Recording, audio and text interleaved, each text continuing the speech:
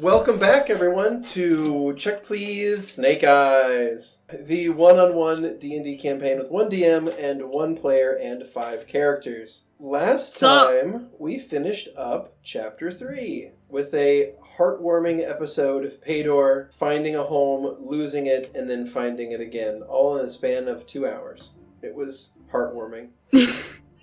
With 5 years and 6 months that went by in that time. It was a nice long session for Paydor. But the important thing is, they have a home and they're happy. Finally. For now. For now, until you rip it out of my hands again! Alright, so, based on the clues I gave you earlier, what character do you think you're playing tonight? Ooh, so, you specifically said something about bread. Like, if you were to take this character out to dinner, which you said you would love to do, you said they might like bread. And they would probably order a lot of food. I don't know. They'd order a lot of food, and they'd order something, like, very carb-heavy. I don't know, probably Paydor? It's an interesting guess. I don't know who would be carb-heavy, then. Is this a racist joke? What's racist about? I don't know, the only thing I can think of is, like, bread and birds. I don't know what this bread thing is you're talking about. Thinking a Harpy would like bread is racist? Wow. A little bit. Okay. Everyone likes bread. Bread's delicious. I mean, yeah, but you're also assuming that that's what Lavi would get, was carb-heavy food. That's racist. Oh, wow. Yes! That's why I didn't even think about it. Racist. I was like, no, he would never think that Lavi would like bread. That's fucking racist for a Harpy comparing them to a bird. He would never do something like that. But I couldn't think of anyone who would like bread because I've never said any of them like bread! It's Lavi, I guess, huh? It's Lavi. Okay. I'm so angry. Which puts me in a perfect mood for her. All part of the plan.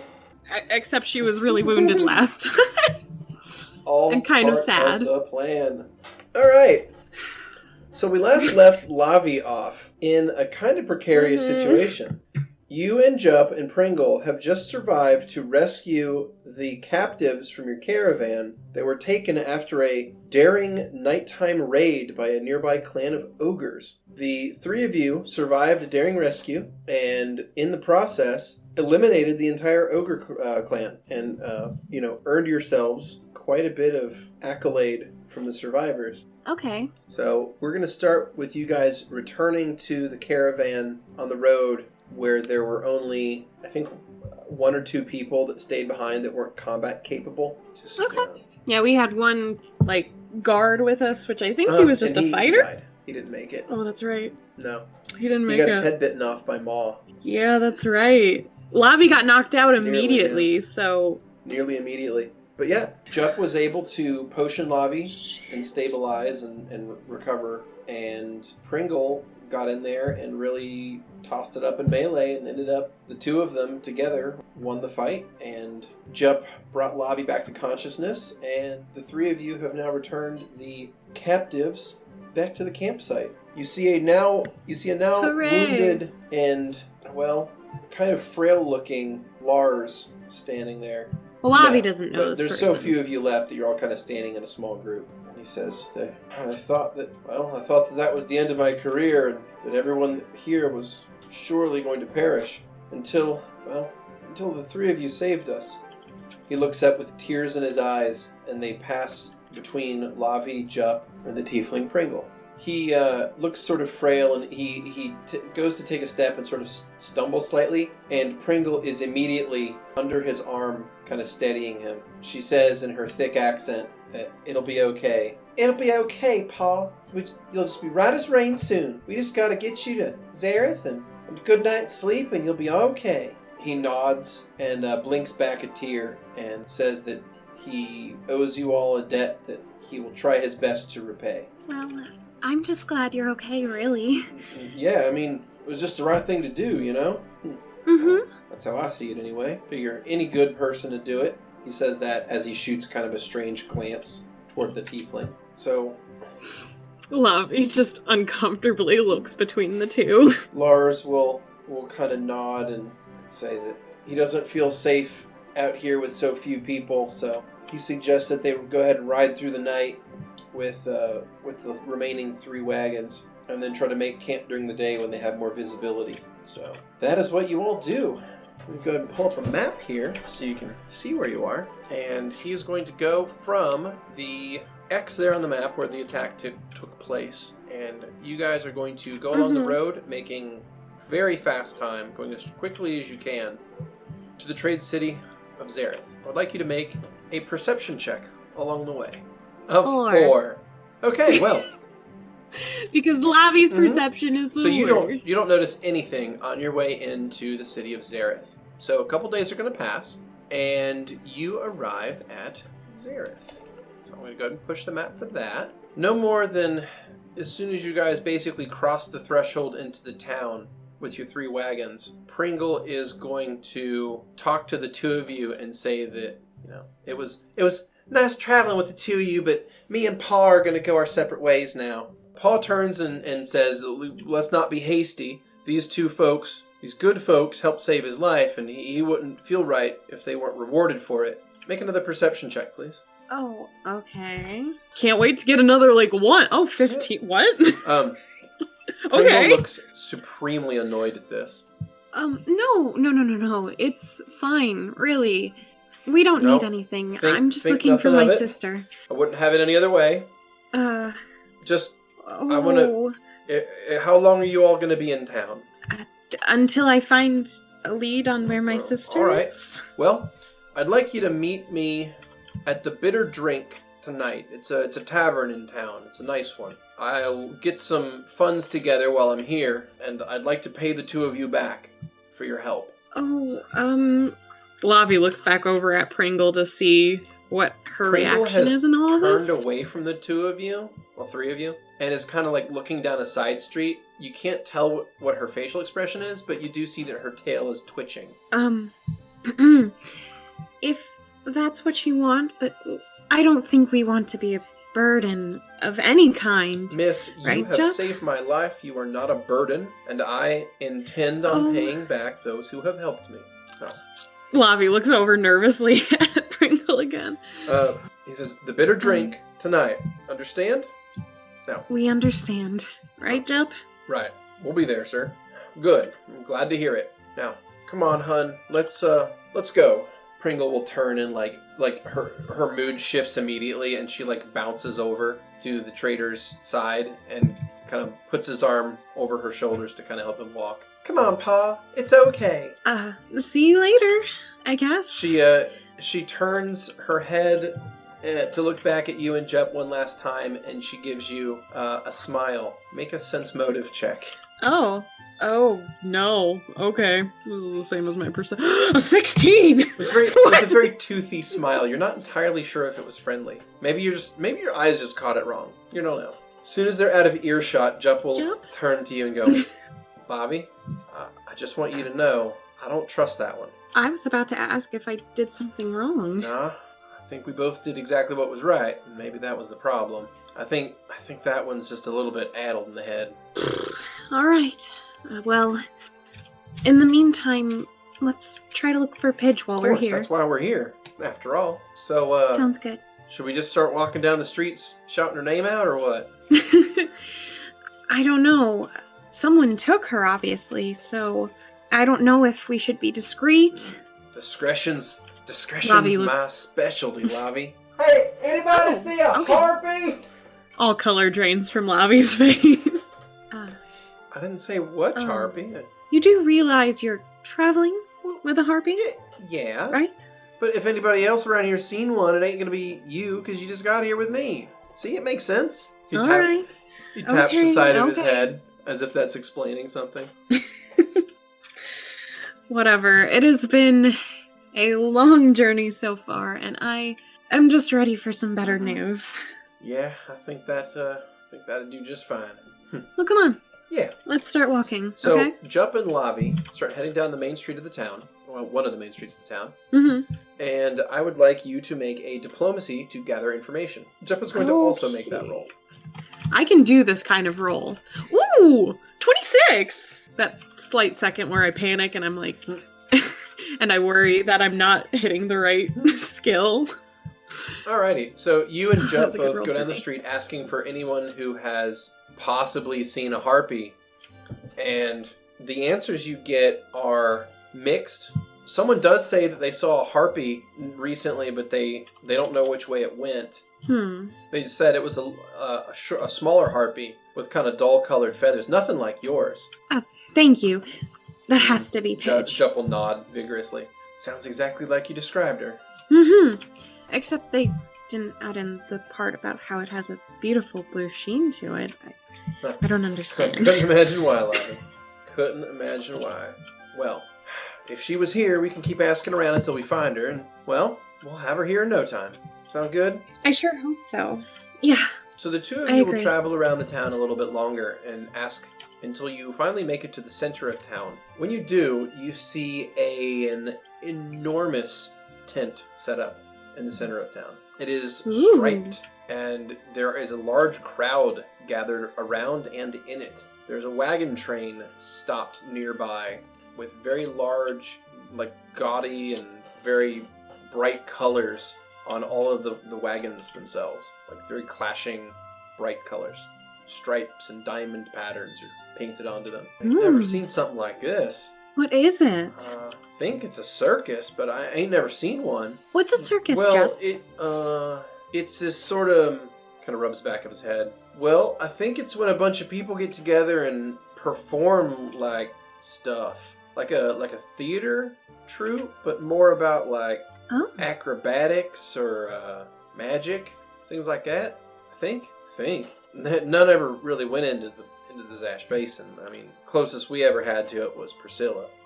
Priscilla was a circus? She was a kind of a weird spectacle, I guess, is how I meant it.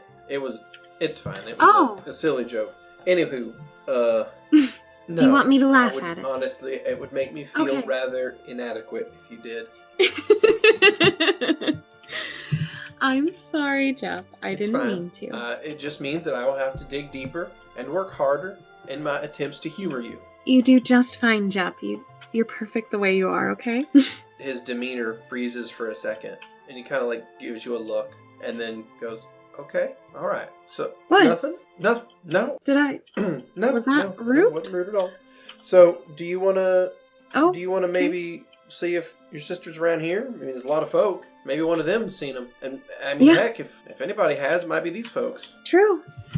Maybe people go here for entertainment, like a theater, you said, right? Yeah. Maybe she's coming to see this. If she's out and about. Since people heard or saw her, then I mean, she must have she's gotten out in the free. cave somewhere at least. So that's positive. That's something on the bright side of things, right? yeah, And if she's out and about, I mean, where do you think she'd go first? to get food, He smells the air. probably. You smell that? Lavi smells the Perception air as check, well. please. Oh boy! Sure love that perception from Lavi. Here we go. Oh, it's an 18. I know, That was a right? pleasant surprise. You smell delicious cakes. The smell of cakes frying. Cake? Is Sure smells that like it. cake? It smells amazing. Well, let's see what it's about, huh? He offers his arm for you to hold on Agreed. to. I think by this point they've figured out how to situate each other Yeah. with Lavi's wings and Yeah. arm combination. So Lavi will take both of their wings and pull it around Jupp's arm. Right. So the two of you stroll into the center square of town, where you see, like I said, this enormous circus set up. There's a large number of wagons nearby that have all been emptied of their supplies to set up the circus. And in the circus itself, you see a couple of large rings have been set up where there are currently performers doing various acrobatic stunts, as well as things like fire breathing and sword swallowing. Wow. You see another group of people that are currently doing a performance with a group of trained lions. And you see a couple of tents set up nearby that have their walls are closed. And there's a sign set up outside of a few of them. Also nearby are a couple of stands where you see a lot of people gathered to purchase and eat food. One of the stands has a large vat of oil where they have a fire built under that, and they're currently preparing these strange cakes out of a dropped batter. They appear to be like dropping the batter from a few feet up and making a spectacle of it as they pour this batter in sort of like a long, almost like a noodle of batter that sort of wraps around itself multiple times and sort of becomes like this strange crinkle of fried bread. Oh, it's funnel cake. It's funnel cake. Yay! Yes, they then dust it with a generous portion of sugar and sell it. It has garnered a large crowd. Okay. As much as this is super exciting and Lavi's very curious, I'm sure there's a million things happening catching their attention, but they have to be focused on their cyst currently. So they're looking down, they're looking below people, trying to find their small little sister. So give me a perception check to check the crowd. Oh boy! Alright. 9! So Jupp is also going to roll that. That's good. I need someone to back me up. So the two of you are scouring the crowd as you're approaching the food area. And the closest thing you find is a kid wearing like a fur cloak. It's about the closest you see to someone like Pidge. You can't see my face, but I looked very annoyed, I'm pretty sure. What's that? I can just imagine Lavi going up and being like, oh. Yeah. A human child wearing kind of a puffy cloak is about the closest thing you can find to Pidge. Well, she's not around here. I don't as see far her as I either. can tell.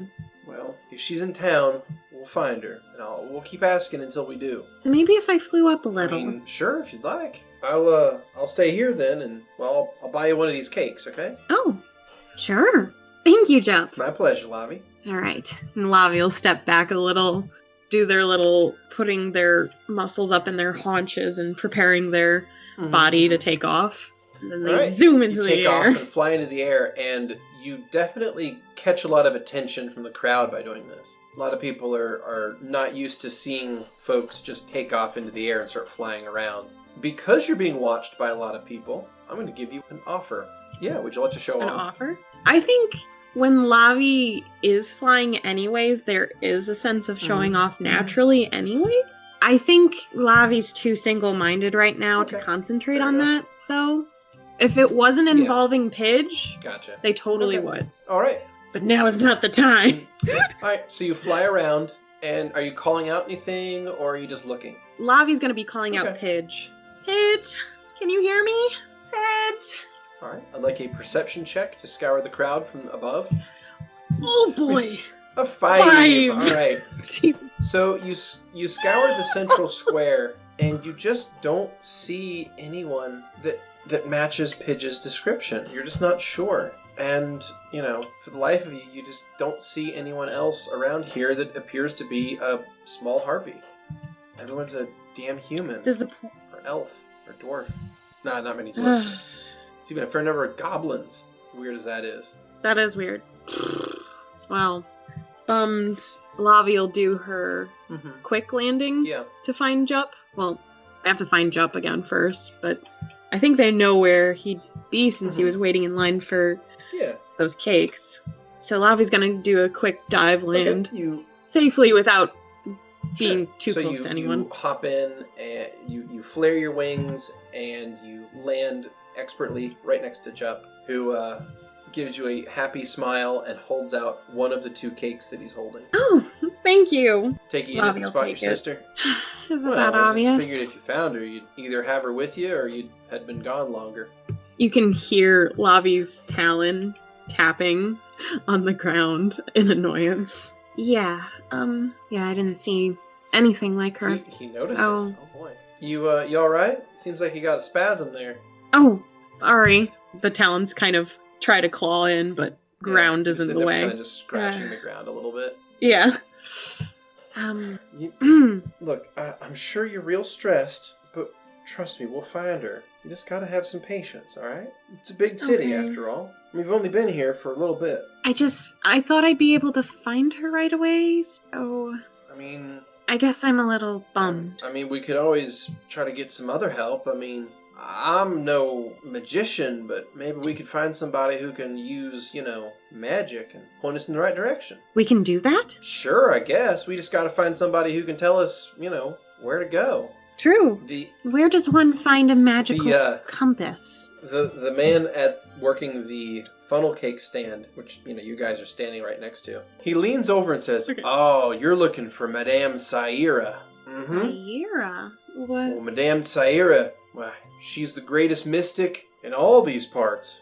She can see the future. She can tell you all sorts of things, and, well, if you're looking for guidance, I can't think of anybody better. Lavi looks over to Jupp. Shrugs. I mean, we don't really have any other leads, do we? True. Might as well. Where is this Madame Saira? Oh, well, she's right over there. And he points at one of those smaller tents that I said that was closed up that had a sign outside. You know when someone's face snaps in a direction? That is Lavi. They just snap to looking at this tent, and they're starting to walk in that direction already. Well, Lavi, you ain't even eaten your cake yet. Oh, I'll eat it on the way. Lavi's got their wings holding out, kind of. Well, he gave it to Lavi, right? Yeah. Okay, just kind of putting my face into it and eating it and looking up. I'm sure there's powdered sugar all over. You're getting ground sugar all over yourself because you're. I mean, I don't know if you've ever tried to eat and walk and eat a funnel cake. Shit don't work. I've only had funnel cake once. Wow. Kind of made me sick, but it was really yummy. And it's also pretty much going to make you sick unless they make it right, because a lot of them are undercooked, because they're trying to, Oh, I thought it was just because it was super oily and I'm kind of allergic to that could very well easily be it as well, because they are fucking oily.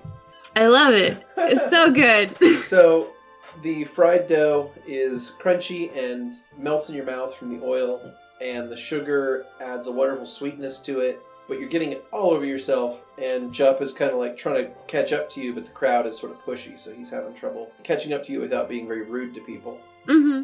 And he's such a sweet boy. He's got them swamp kid manners, so he's just oh, after you. Oh, no, after you. Nope, nope. And Lavi's just walking straight through everyone.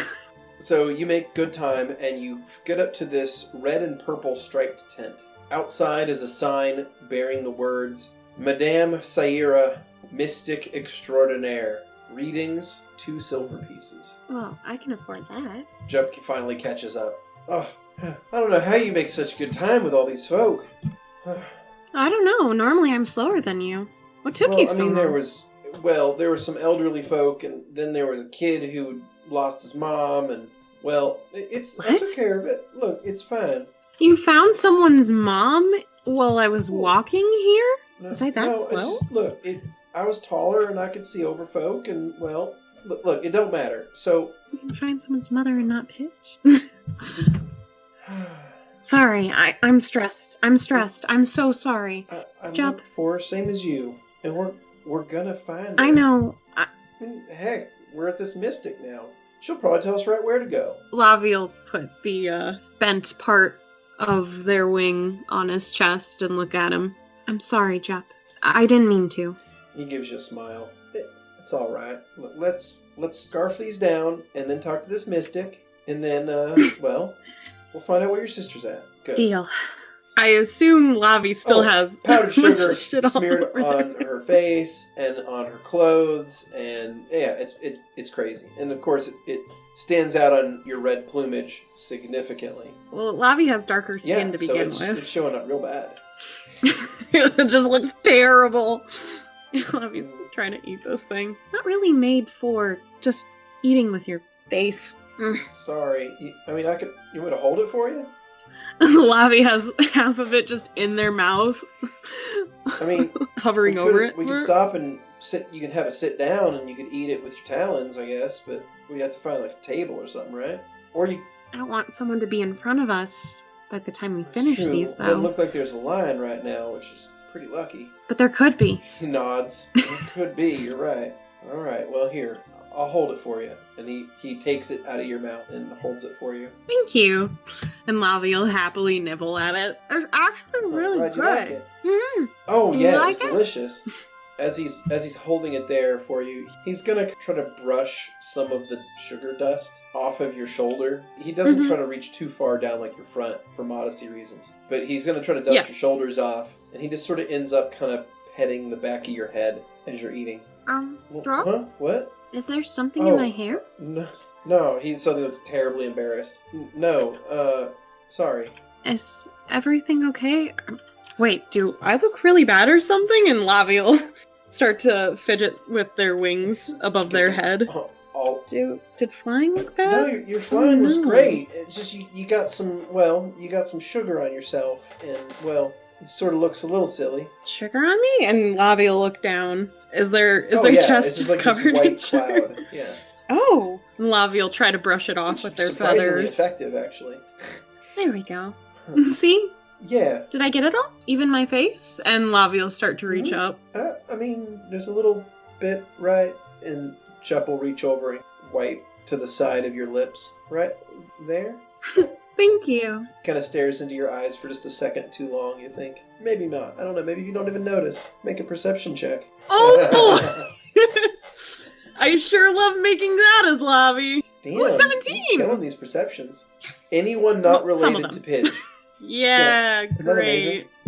So good. Actually, I think I'm Yeah. half and half right now. So you notice he kind of as he's wiping that off your face, he kind of stares into your eyes after he's done for just a second longer than you think would be normal, I guess. Yeah. Normal for him, at least. What's that? Does he still have his No, hand no, on no. my face? He moved it, Okay. but he suddenly looks embarrassed for being called out. Yeah, Lavi. Was that it? Was Yeah. that all the You sugar on me? You look great. A big smile appears on Lavi's face. Thank you. Just anybody with eyes would notice. Well, some people don't have eyes, because I clawed them out. Lavi's trying to Yeah. do humor. Well, that's kind of terrifying. So, Oh, I did it wrong. Dang it. how about I'll how figure about it we out talk eventually. to this mystic, huh? Deal. Come on. Lavi will gesture to him as so they turn. Jupp goes and pulls the tent flap open, and you see an elderly-looking woman sitting at a small table. There is a bunch of dried herbs and even dried animals, like small dried lizards and things, hanging from the walls of the tent. The whole place inside smells of strange exotic spices, and there's sort of a light mist in the room, almost as if there's incense burning. You see a couple of townsfolk sitting at the table across from her as she's rubbing her hands across this strange orb of, looks like it's made of glass, sitting in front of her. She looks up at the two of you as you enter and go, "I am busy. Come back." Okay, I'm sorry. Pardon me, ma'am, Jupp says as he kind of bows and closes the flap. Well, I guess we have a few minutes then. I thought it was just open, you know? Me too. It's neither of our fault. There's just no good indication of Yeah, whether you or not think they'd she's have busy. somebody like working the door or coming up with a line or something. He kind of. You think she could have seen us coming? You Did I do it right? She's a seer, and mystic, and all that. Yeah, Yeah, yeah. I did it right. Yeah. Lavi claps That's with real their good. wings. See, I'm learning. It's just, I'm not very good at it. I think you're plenty fine. Thank you. Lavi will instinctively pose. Well, what should we do while we're waiting? Not sure. Well, you could always play the Ask Me game. Mm-hmm. Ask me? Yep. We each ask the other a question, and you got to give Okay. 2 answers. One's true, and 2. one's false. Oh, okay. Well, And the other one's then got to what? guess which one's true. All right. Sounds good. So you go ahead. You ask me, and I'll give you 2 answers. Okay. What is your favorite childhood memory? Favorite childhood memory. Okay. All right. So there was this one time when I was about this tall. He holds his hand up to indicate about 4 feet. And me and one of my friends from town, we would go off into the swamp and, well, we'd forage for things because, you know, that's what you did back then. And we would find critters and we'd grab frogs out of some bogs. We'd grab plants and berries or snakes and all kinds of things.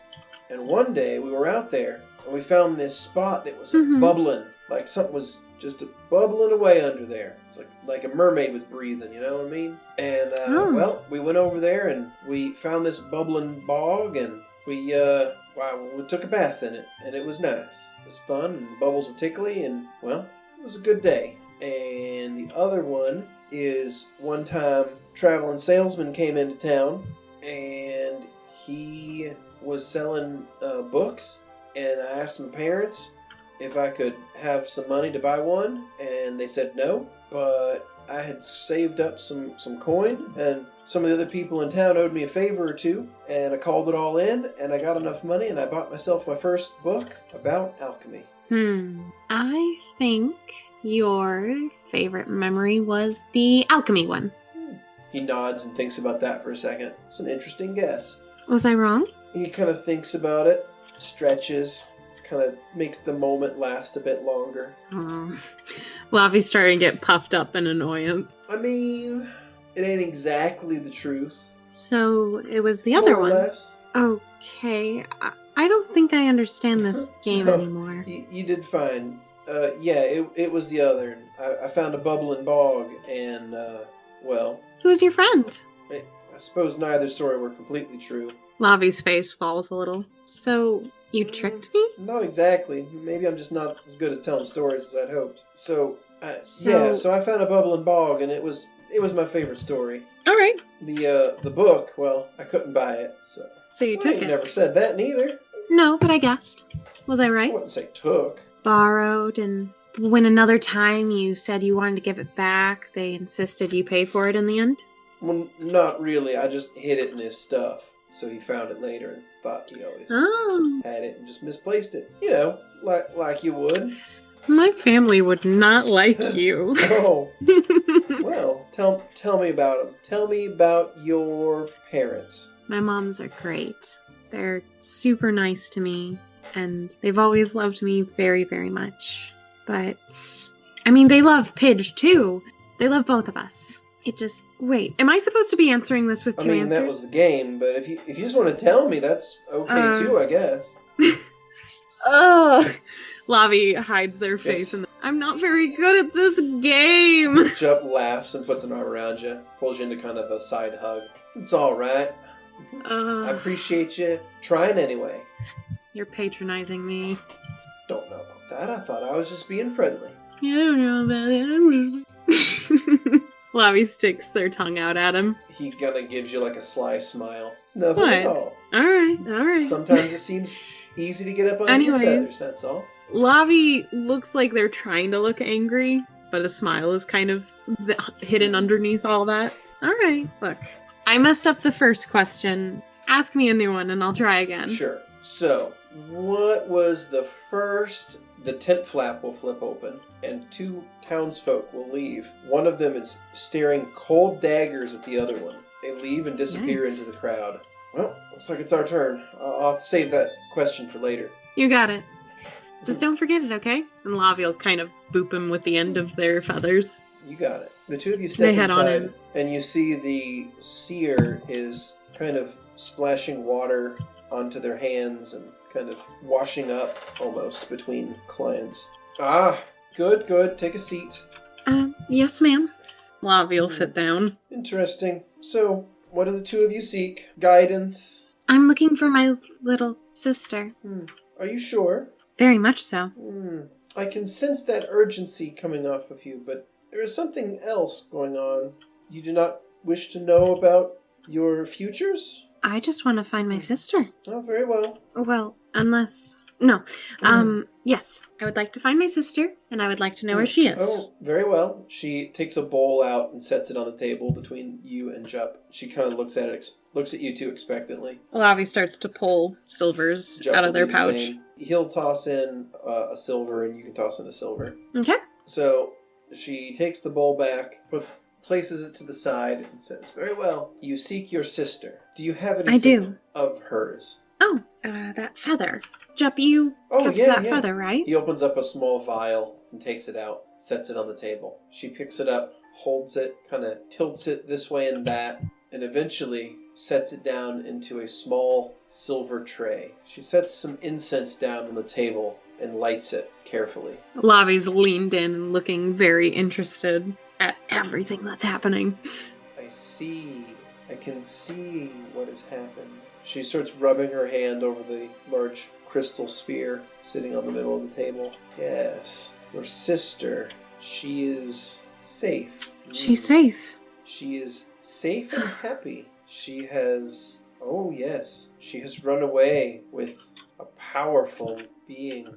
What? A passionate lover. What? She has run away with a passionate lover. Where? It would go against the tenets of my beliefs to interrupt someone in love, for love is one of the most powerful things. Look, I don't care what's happening with that. I just need to know where she is so I tell her what's going on, to talk to her, to figure out why she even left. Well, She never told me about... She starts looking up into the top of the tent as the incense strands, the smoke from them, dance and move around in the air. She kind of tilts her head this way and that. She left for the same reason. She seeks love and companionship. She's so young, though. Yeah. Same age. What are you, 28? Yep. Yeah. Lavi's an overprotective Absolutely. big sister, okay? Big sister by 12 minutes. Yeah. Still overprotective. Yes. Reason? She left for love. As who? She seeks companionship. Well, And I she had feel me. the energy that's with her. It is strong and blue. It is a blue aura Blue? that I feel. Well, I can't see auras. How am I supposed to find this person Well, who took my sister? she is near, yet traveling away, it seems. What direction? Where? What? The spirits do not tell me such intricacies. All I can see are, well, you may not understand it. It's more like strings that hold us all together. I see that and I see auras.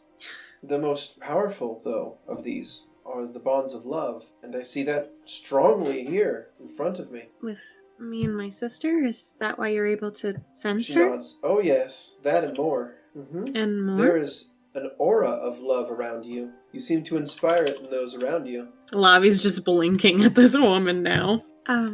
Well, that's Do you nice. have any other questions? I mean, most people simply wish to know if they'll have lots of babies, or find their true love, or will ever become rich. Oh, I'm not interested in any of that. Are you sure? I mean, I could tell you. well, Jupp, you're I here could tell too. you all Do about you your want soulmate. to know anything? How many children you will have. Oh, no. I'm good. Jupp, you paid too. You can ask anything you want. I got my Kind of information. looks terrified at this mystic, and he's like, Nope, no, I don't need to know nothing. I am completely fine. I know everything I need to know about everything in my life. Yep. Lavi starts leaning Completely towards him. figured out. Jupp, you're Completely acting figured funny. out everything I Jupp. need to know already. Don't need you to say anything. Jupp, hey, hello. What is it, Can you Lavi? hear I'm just me? trying to tell the nice mystic that she don't need to trouble herself with my future.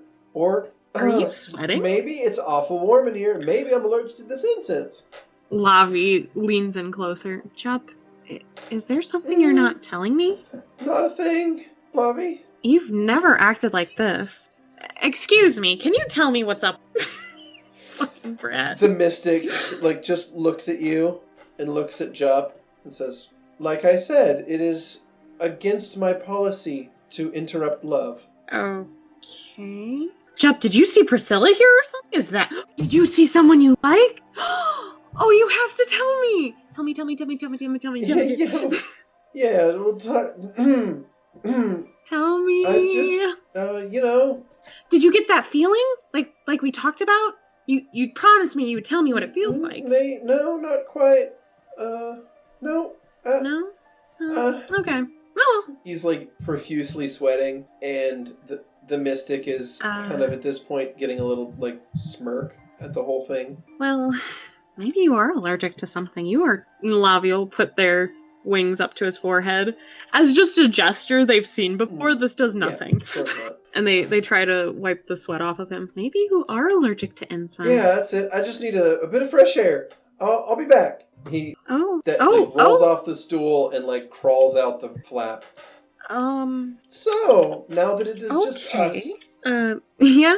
What's up? she looks at you and shrugs. What is up? That is a good question, technically, that I can usually find very easily. Since he's not here, do you know what's going on with him?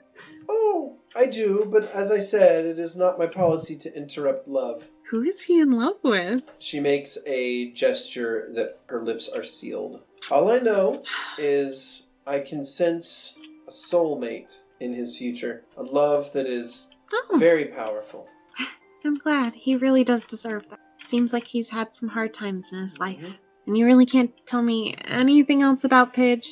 My sister, sorry. I feel that your sister is nearby, but traveling away. But that she is with someone whose aura overpowers her own. And he's blue. His aura's blue? A deep blue. A rich blue. An elder blue. Any chance you have something that allows me to see auras? Not unless you are born with the gift. Fine. No. But I do thank you for all your help. I'll apologize for my insistence. I get very uppity sometimes. I'm having troubles controlling it all the time, but I'm trying. And you'll succeed soon enough. Oh, well, that's good. Well, thank you for everything. And Lavi will start to stand up. It was a pleasure. Was there anything for me else? as well. Should there be? No, of course not, dear. Maybe one thing. My friend, he's worried about this tiefling we traveled with a little bit. Very well. And are you worried that he has taken an interest in this tiefling? Oh, not at all. I think he hates her. I just want to make sure that, maybe he's wrong about her. That she's actually a nice person. Can you tell me about her? Oh, yes. She has really pretty purple hair and these little hairs so cute. And she's got this tail and it's got fluff on the bottom of it. And she can just wiggle it around however she wants. Purple like her hair. Well, I guess her hair's kind of purple and pink. All right. And red. It's a little hard to explain. It's like something I've never seen before in hair. Hair is weird, actually, when you think about it, because a lot of harpies don't exactly have the same hair color as... And Lavi will chatter just a little too long on this one. So Madame Saira will start focusing in and rubbing her hands across this glass sphere on the table. And after a while, she'll say, I think I see the aura of this one. What color is that one? Dark. Very dark. I sense powerful love, but one based out of hurt. Hurt? One based out of obsession, even. Oh, I see blood. I see lots of blood. Is she okay? That's a lot of blood. Oh my god, Lavi's not laughing. I see piles of vanquished foes.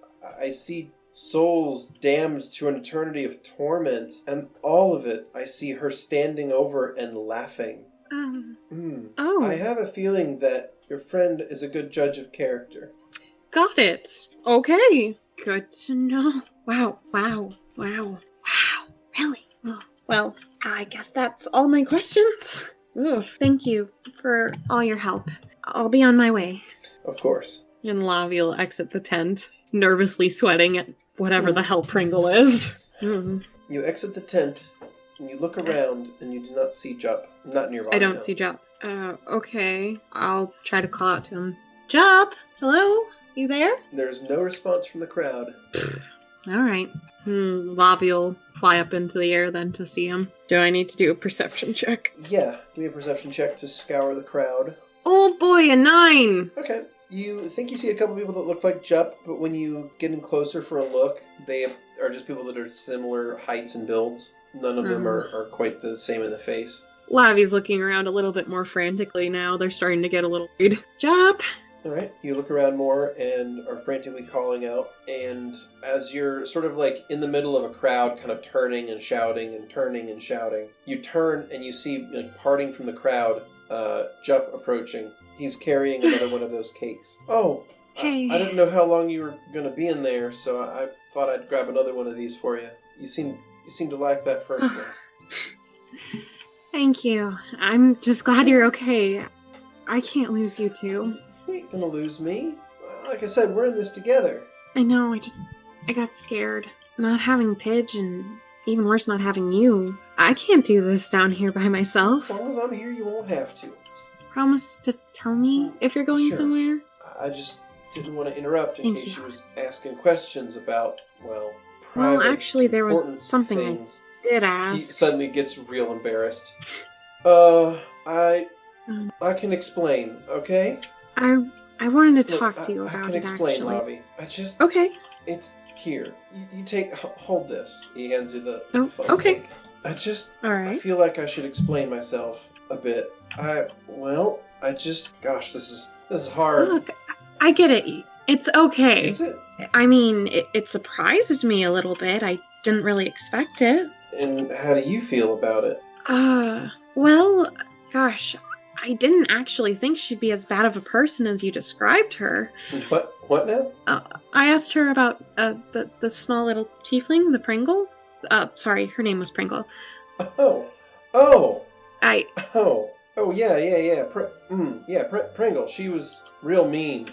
So what did she agreed? The lady Saira? Well, Lavi will explain what she said during the reading Jupp of is Pringle. visibly less tense now. Less tense. Less tense? Oh, yeah, good. I knew she was up to no good and she wasn't worth associating with. And it's good to know that... I mean, we still have to meet with her tonight. Kind Kind of. I of. mean, hopefully she doesn't give us 2 looks or a word. We just, collect our reward and go about our way. And that'll be it. True. The sooner we can get on the road to follow Pidge again, the better. I just don't know which direction she went. Maybe folk, what was it called? Bitter drink? Maybe folk there'll know. That's true. Just a question. Why were you so nervous just a few seconds ago? I wasn't sure. You thought I was talking about something else other than Pringle, didn't you? Are you hiding something from me? I don't think I'm hiding anything all that important. I just wasn't sure what you were talking about and didn't know if the mystic had maybe told you something that would have been embarrassing. She told me lots of Well, things. good. I'm glad. I'm sure these are all things that you should know. All of Yeah? it. Yep. All the All things of that it. she told you were probably really good, and I'm glad you know them now. Even the thing about you? What thing about me? Exactly. These two are playing a game with fucking... What thing about me exactly are you meaning? Well, I asked her why you were acting so funny. Sorry. And what did she say? She said she shouldn't... Lavi looks unsure now. Never mind. Well, now it got me curious. What did she say about me? Maybe it's better that we don't talk about this. No, you can't turn it around like that. What did she say? She said that she wasn't allowed to, meddle in affairs of love. Woo. Well, maybe it is best that we leave that one alone, huh? Just not really touch that one for a little bit. Are you thirsty? Okay, perfect. I'm thirsty. Awesome. Yeah. Yeah, totally. Let's go get some Yeah. water. Awesome. I'm so glad you got this cake for me, by the way. Yeah, it's so good. You like that other one, and so I thought hey, why not get you another? Because you seem to. Yeah, it's a real thoughtful thing. Thoughtful Jupp. Yeah, you're the best. So are you. Couldn't be. Thanks. And while they're walking towards wherever to get a drink. I do have a favor at some point, though. As Lavi has not been eating this as they're walking. Could you hold this for me to eat again at some point? Oh, of course. Do you want it now, or do you want to have a drink first? Why don't we get a drink at the same time? And You got it. So nearby there is a large freshwater fountain that provides both shade and mists the air to cool it down during hot days, and it is also a reasonable source of drinking water. You go over to it and Jupp will fill a couple of cups full of water. You see, the water is Thank you, cool and refreshing. You're not sure how it gets here, but however it does, it comes out good. That really is hits the nice. spot. I mean, I was overheating a little bit there. Yeah, I saw how you were sweating. Woof! Are your clothes even still dry? I mean, well, they're... Are you wet? Whoosh. I mean, I'm probably could use a bit of laundry done, I suppose. Oh, look who's the smelly one now. I happen to think that I have a pleasant odor. Oh, and what do you smell like, John? Probably like sandalwood and a little hint of vanilla, and maybe just All right. Lavi will lean forward sprig towards his lavender. neck. Lavi's face is right next to his neck. Make a perception And they smell check. him. 5! Well, he doesn't smell bad exactly. And he definitely doesn't smell like a normal, like, sweat person. He definitely has treated himself with something to alter his fragrance. What do you have on I said it was a mix of sandalwood and vanilla and lavender. But there's something I mean, else in that here. and sweat, probably, but you... Huh. Are you alright? You're getting kind of up in. And Lavi, of course, just like leaned over and got up all in his He's going to business. take the opportunity to kind of like lean into you as well and smell your neck and hair as well. Yeah. Oh, okay. Well, I wasn't Turn about sweating, his hair so away. Well, I think you were. I mean, from all the panic. All... maybe a little bit. But I smell like Yeah, flowers. you smell like flowers, damn it. Damn it! So, Lavi was gonna back away, but now that he's kind of there, they feel like they're stuck. Yeah, Lavi? would you mind holding the cake for me? Yeah. He leans back and takes the cake from you and then holds it up for you to nibble on. Lavi will sit down and lean forward and nibble on it, looking up He'll at him kinda, from like, time to break it time. into smaller pieces and everything for you. It's a nice day out today. Yeah. That guy said we had to meet him in the evening, right? It's gonna take forever. Well, I mean, there's more things to look at in the circus. I mean, you saw that one guy had lions. That's true. Nibble, nibble. We might pass the time. Is that what you want to do, I mean, Joe? Lavi You looks up see at him. the whole time. When you look up at him, you see he was already looking at you. Yeah, I mean, I could think of some things that I wouldn't mind, but, I mean, whatever you want to do. No. Lavi waves their wing. We have been on a journey thanks to me, my fault, and I have said exactly where I've wanted to go every single time. It's your turn. Today's for you. He suddenly flushes very red. I think that I would like... Come on, we can do whatever you want. Look, Lavi, maybe that's not the best idea. Perhaps we could do something that you would like, that I would be happy to do with you, like watch a show or perhaps get a... Is that what you want? I mean, I would not be opposed to that, but that would be... Jupp, just tell me what you want. Come on. Jupp, how long have we been traveling with each other? 2, maybe... I'd say the better part of a month or so. And you are the only friend I have ever had. He bites his lip. I want to just give you a day. Is that so wrong of me? Not sure how to ask this, without... Okay. Lavi's starting to look like they're getting him shit waiting. Okay.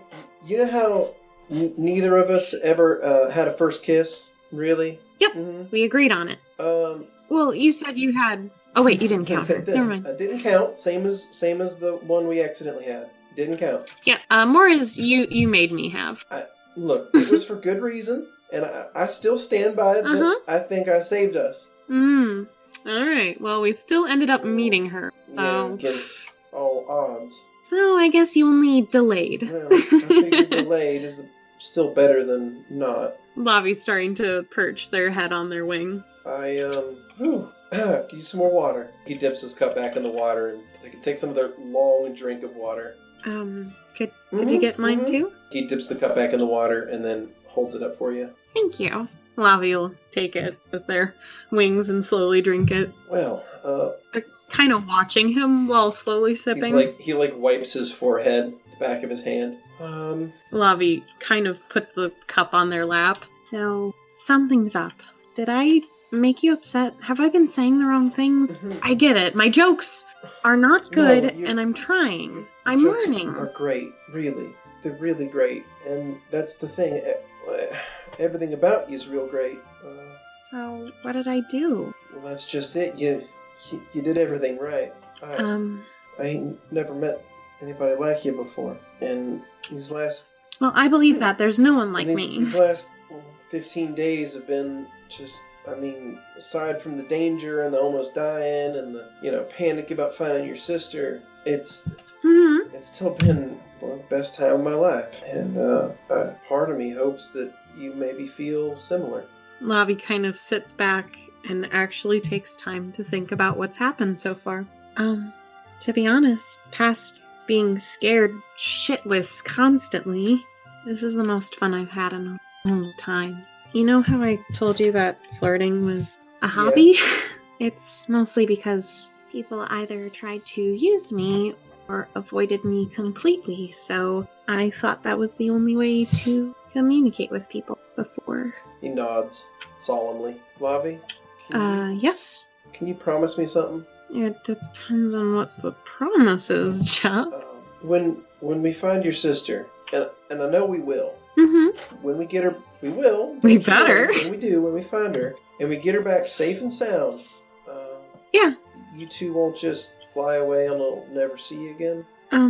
Well, no one's ever really been very nice to Pidge up there. Maybe we have a home down here somewhere. That way I can't lose her as easily. And then I won't be too far away. How about that? Make a perception check. Oh boy, because I'm doing great at that the last two. All right. One. God. Nat damn 1. All right. it. Okay. This isn't fair. I want to know. All right. I'm so used to Soul just getting automatic perception. In that case, Sucks. he's going to lean back a second, kind of take a deep breath, and say, so, let's go see a show, huh? Oh, sure. Change up, but alright. He offers an arm to help you stand up, and he'll escort you over to the large circus tent. Lavi will take his arm and Okay. follow him over. So, But they keep glancing over, concerned at him. He's acting weird. Like, weirder than Yeah. Jupp weird. what a weirdo. What a weirdo. I love him. So, the two of you head back over to the large tent. And like I said, inside there's multiple rings set up where people are performing things. And as you enter the tent, there are people that are collecting 1 copper piece from everyone coming inside. Jupp will take out 2 copper pieces and pay for the both of you. Just a Thank you. copper piece, Lavi. Come on. Look, you've paid for a lot of things for me. Well, sometimes I feel like that's how you should treat a lady when they are nice and deserve it. Okay, I should take dating advice from you. What does that mean? I don't know, you always say things about ladies, so, you know. I'm sure someone will want to date me eventually. Yeah, I'm sure someone will. So, Like I said, I'll just take Someday. advice from you. Yeah. And what? Okay. What? Sorry.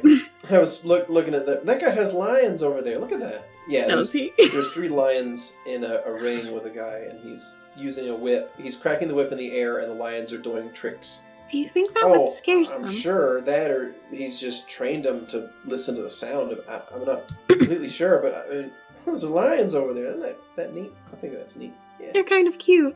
And Lavi will put their wings up under their neck so that it flares outwards. Look, I'm a lion.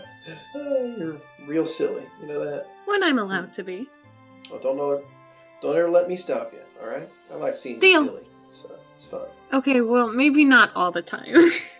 Lavi looks embarrassed. I have a air about me that I need to keep in control. You So have a fierce reputation as a warrior, right? I do. Everyone needs to know how elegant and refined I am constantly. True. How else will I make myself unapproachable completely so that people don't hurt me? bow and scrape before your queen, Lavinia. Otherwise, I'll claw your eyes says in out. like a loud voice toward no one in particular. Make Yeah. way for Her Majesty. Jupp, you're being loud now. Come on, let's go find a seat. So the two of you go around and you see some interesting things. You see one acrobatic performance where the acrobat is doing flips and also juggling knives. Okay, I'm a little scared, but mostly because I'm kind of afraid of clowns. So, you know. So what That's does great. Lavi think? Is Lavi also afraid of clowns? No, she's not. She probably thinks they're really pretty and cool.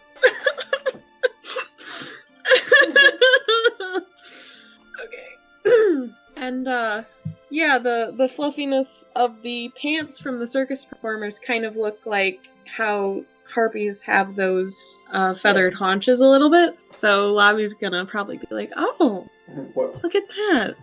They kind of look like us. What do you mean? I don't think she looks like me at all. Oh, I mean like a harpy. She's colorful. Oh, you said us. I wasn't sure what you meant exactly. Thought you meant weird. Sorry, I meant my weary kind. travelers in need of a drink. No, she looks quite happy compared to us. Yeah, she probably ain't got any kind of relationship issues. What? What?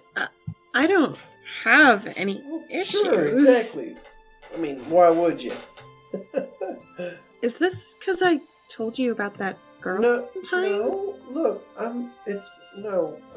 it's fine. I wasn't meaning you anyway. It's okay. Then you mean you? I mean, look, this isn't something we need to talk about right now. Okay. Can we talk about it tonight at least? I think please? Tonight's going to be a good time to talk about it. Okay, deal. So, you promise? Lavi, for you, I promise. Anything. Good. Perfect. You can't back out of it now, or else I'll come after you for the rest of your life. Lavi's busy looking at the armor currently. So, like I said, she's doing flips and tumbling, and the whole time she's managing to juggle like these little knives. It's a very impressive performance. Lavi is fascinated. Also, she's pretty and muscular and flexible. Lavi looks a little enamored currently. Wow. You all right, Lavi? Yeah. You? Fine. Just seemed like you're real engrossed in that performance there. She's just really pretty. Yeah? And really flexible. That was fascinating. You like that type, huh? Oh, I wouldn't know until she would meet Pidge, really. Okay, alright. Really, as long as people treat Pidge alright, they're probably fine. I mean, well, that's good to know. He seems to seem a little more confident now. But no one so far has treated Pidge well. And I don't know who this person is who supposedly has taken her with the apparently aura. someone that Pidge is in love with, so that seems kind of... That's disgusting. Why wouldn't she have told me that she left for someone? Are they a Harpy? I don't remember. Blue energy. Guess not that I really Harpy. cared. Harpy with blue feathers, maybe? I don't Harpies do have know. blue feathers sometimes, right? Yeah, probably. Well, I mean, not as... Yeah, no, they definitely do. I mean, the brighter and prettier the plumage, the popular you are now. So, did she fall for some peacock? maybe. Well, I hope that everything goes all right, but, I mean, the Mystic did say she wasn't in any danger. It's true, I wish she would have trusted me enough to tell me. Said it was against her policy, and, well, she... No, my sister. Oh, I mean, I don't know. Maybe she felt embarrassed? I mean, sometimes people feel embarrassed when they have a crush on someone. I wonder why that is. It's a good question. Probably has something to do with I feel like you should just express probably yourself. do like a total lack of confidence or belief in yourself as being a worthwhile partner. I don't know why Pidge would feel that way. I always build her up. She is amazing and beautiful, and she's proud of herself. I don't know why she wouldn't tell me. I just wish she would just be honest with me. If that was... I wish so too. That would have been real convenient and would have saved you quite a bit of effort and all that if she just told you what was up. But, I mean, from kind of a selfish standpoint, then it means I never would have met you, and I think that would have been kind of a shame. It's true. And Lavi's still watching the show, of course, talking. Yeah, They're just... Yeah, as the talking, acrobatic performance, she's kind of like bending backwards over herself multiple times. How do you even... But, in all honesty... I'm really glad I came to... How is she down here as well? I didn't have any friends up there, really, so meeting you is probably the best part of my life lately, so... Other than Pidge, of course. Lavi will look over at that and then look back real quick. Smiling at you. And you also notice that he's not watching the performance. Lavi will stop a second and look back at him. Isn't this what you wanted us to watch? You like it, right? He looks back at the performer and then looks back at you. Yeah, I do. I honestly have no idea how she's that... How are her bones not breaking? Jupp shrugs. I don't know. Some folks just are real bendy, I guess. Wonder if I could do that. Jupp bites his lip. Lavi's just looking at the performance, but they're fidgeting their body, like, instinctively they want to copy it, almost, just to see if they could, but they know that's not okay, really. But you just see Lavi's head tilted over almost horizontally to the side at this. It can't be that hard. She makes it look so easy. I gotta find out how. I mean, if you want to wait till after the performance, maybe you could try to talk to her? Oh, Lavi blushes. I don't know. I don't want to embarrass myself in front of someone. What would that be like? That'd be terrible. Couldn't imagine such a thing. Exactly. You don't know, so we don't have to discover. Great. Yeah. Good agreement. Yeah. Yes. I never want to talk to her. That's an agreement. Yay. Go us. So that performance will wrap up, and that acrobat and the lion tamer will both leave their respective rings, and they're replaced by a new person will walk into one of the rings. They're wearing... It almost looks gnomish in fashion, but the person themselves is... They're not a gnome. They're wearing like this business garb almost. And they're wearing a strange-looking hat. They're wielding a whip, and they're calling out into the crowd, talking about how the big show of the evening is about to begin. Oh, I'm scared again. It appears to be a smartly dressed human female, but she has strangely glowing eyes. Like they're glowing like a pink color. Can you see that too, Jeff? Yeah, it's like she's got some kind of vision thing going on, and she can... Well, her eyes are glowing pink. I mean, I know Pringle's eyes were pink, They but didn't glow. this is Yeah, pink. that's Yeah. some weird stuff. I mean, I'm excited for the big event, but does that give you the heebie-jeebies like me? So the ringmaster will crack the whip and call out that the big event of the evening is starting, and that it is something that is death-defying and miraculous and amazing. And you see above, she'll point up into the air above you, and you see suspended from two of the large supports holding the tent up is a line and also a couple of long swings. And you see up on the line are a number of people in striped clothes. They're like sitting or balancing on the line. And the ringmaster says that this is a performance of incredible balancing skill and athletic perfection, and that these people are going to perform feats the likes of which you have never seen before. There's an oohs and ahs from the crowd as the ringmaster cracks her whip and makes the crowd pay attention to what is about to happen. So you see these acrobats. You really like that. This is the D&D show. The cartoon. One of them gets turned into an I acrobat. don't remember that episode, but okay. It's the first one! I don't know if I've ever seen the pilot. I'm sorry. Okay, anyways, go. Alright, so these performers will, move across this rope that's suspended between these two support beams. So they kind of like walking across the rope, and then they get onto these swings, and they're swinging back and forth, and then they're holding on to each other and swinging back and forth, and then they're flipping between each other and being picked up by the other ones while they swing back and forth. I mean, it keeps getting crazier and crazier what they're doing. And there's oohs and ahs from the crowd, and there's gasps of fear and applause and shouts, and some people even faint through sheer excitement. It's truly an incredible performance. I mean, that's cool and all, but I mean, you can fly, so it doesn't really... But isn't it exciting that they're risking their lives to do this? I can always, save myself with my wings, but one small step that's miscalculated and one of them could die. It's morbid of you, isn't it? Sorry, you do remember I've threatened to claw your eyes but I out? mean, that was always in kind of a friendly way, right? And you kind of Lavi sticks their tongue bumps out. into your shoulder.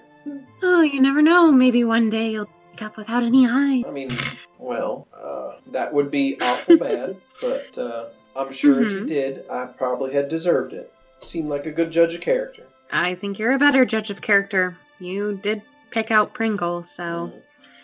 Yeah. Yeah. I am now a little Yeah. concerned. Okay, a lot of concerned. Hopefully we don't ever have to deal with her anymore. Past tonight, let's pray. Tonight, I expect to get a reward for what we did on the road. Have a couple of nice fancy drinks. Ones that aren't just made up from my potions. I'd rather just have yours, really. As Lavi's still watching the show. Have a heart-to-heart. A heart-to-heart A what? talk. You said you wanted to talk tonight. Yeah. Yeah, I do. Thanks, Jeff. For what? for trusting me. Uh-huh. Lavi will go back to looking at the show. Jupp continues watching Lavi. Without them knowing. So, we'll go ahead and roll something here. Alright, so the performance goes on, and it is, like I said before, these people are just peak athletics. There's oohs and ahs from the crowd, and they finish by doing this thing where they both swing in toward each other at the same time, and two people flip in midair and pass between each other, and then they get caught by the other ones, and then they swing back, and then they finish the performance at this crescendo of excitement and sound.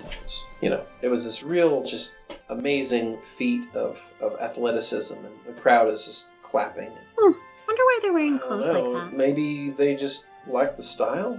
Not sure. That's true. Actually, it is very interesting. Humans seem to wear a lot than I've ever worn. I'm not complaining. I think what you're wearing is real nice. It's very flowy. Thank you. I think it suits me. It's easy to get on in the morning, and I don't have to worry about a million jewels. I like my rocks. But you're not allowed to tell anyone that, remember? Don't tell nobody your secret, where you in fact don't like valuable things, but you like mundane, polished, shiny things. They are not mundane. They're special and unique in their own way. And Lavi will take out the bloodstone and kind of admire it. Jumps just smiles when he sees that. Yeah, I do too. You know this is my most prized possession now. You're not getting it back. Never asked. Well, if you did, I would. You just said I'd never get it back. I mean, if that was the truth, then it just means you just lied to me. And why, Lavi, that would not be very nice. I'd never want to take something away from you if you really cared about it. So... Hey, I mean, nope, you're not getting it back. It's kind of late, isn't it? Let's head on over to that place where we're supposed to meet that caravan master, okay? That bitter... Yeah, the bitter drink. Something I or other? I saw it on our way in. I prefer your sweet drinks. He suppresses a laugh for just like a quarter of a second, and then yeah, let's go. Alright. Lavi will put the stone away and follow after him. Alright, so the two of you travel back north, and you arrive at a very large and raucous inn with a sign outside called the Bitter Drink. It is a multi-tiered affair with like an open forum in the middle, like an atrium. There's balconies on each floor. That's like 3 floors. There's like 3 balconies going up. There's a bunch of seating on the first floor, and there's a big stage as well as a bar on the first floor. This is a really big bar. Has a terrible name for how nice it is. I've never seen a place quite like this. He kind of like trails off as he's like looking up. Huh. That's just a hell of a view in here. Lavi's looking up at him. Yeah, Jeff? Lavi? What's up?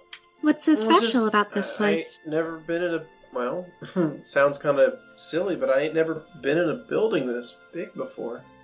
Most of the time I'm not in buildings. Yeah, so... most of the time you're flying around free as a harpy. I can fly you around too. I'm quite alright right now. Oh, I bet you I could fly you up to those bet floors. You could, but maybe let's not do that.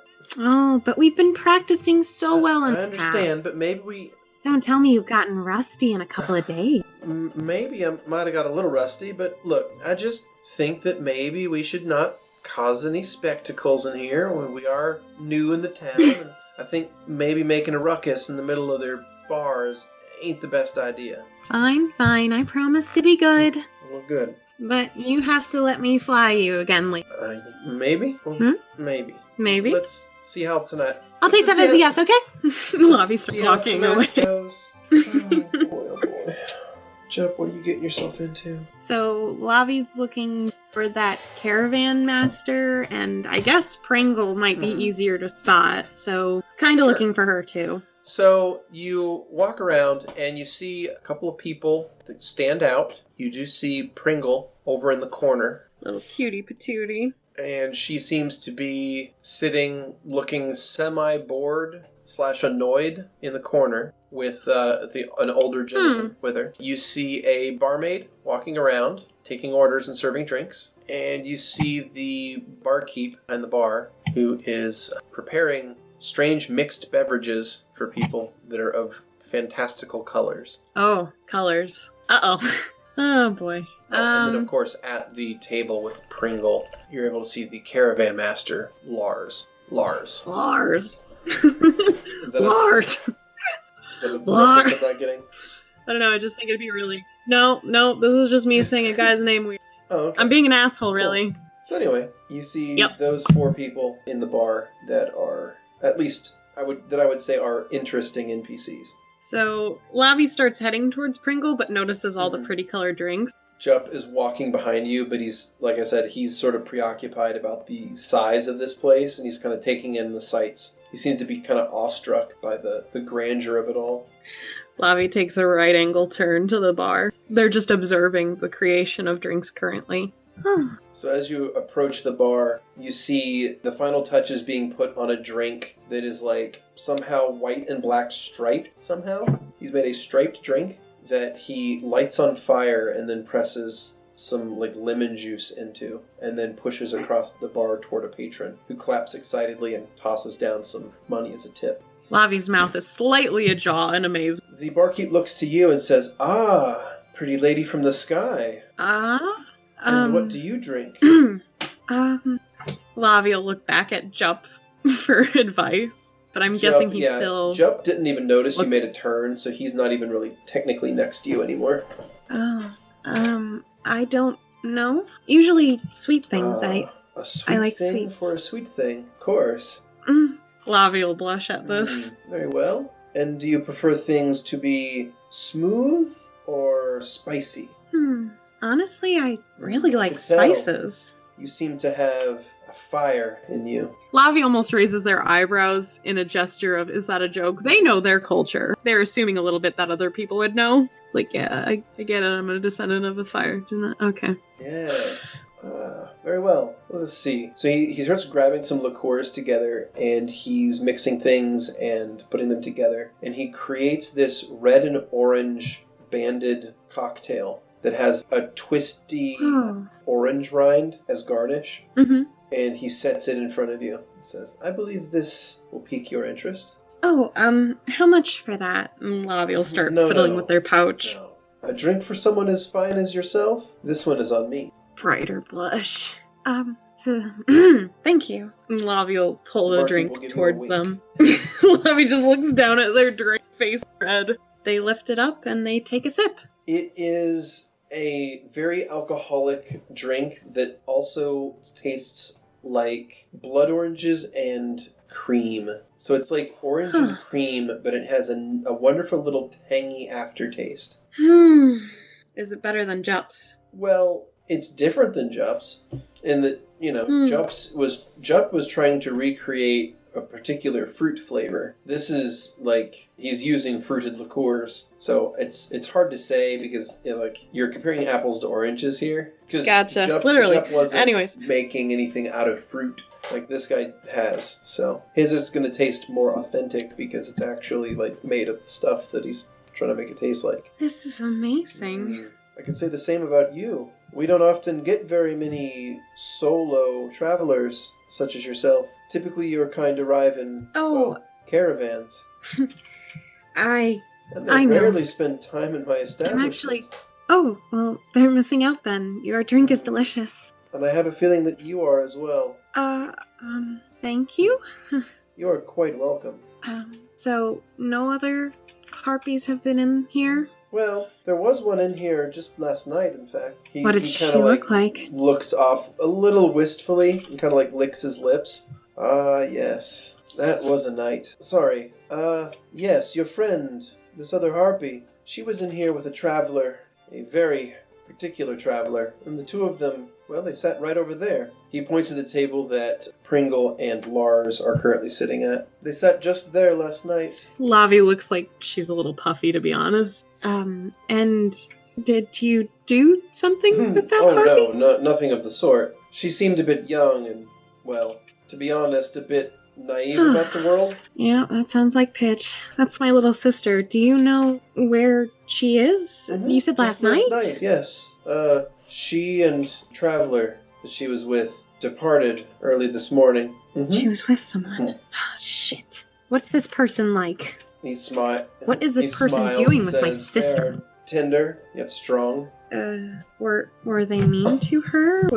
Was she with them? No, nothing of the sort. It was like a child and their aunt. Oh. They seemed to get along well. That's good. I'm actually I'm looking for that Harpy. Did they say where they were going? Not to me, sadly. Well, thank you so much. That helps me out immensely.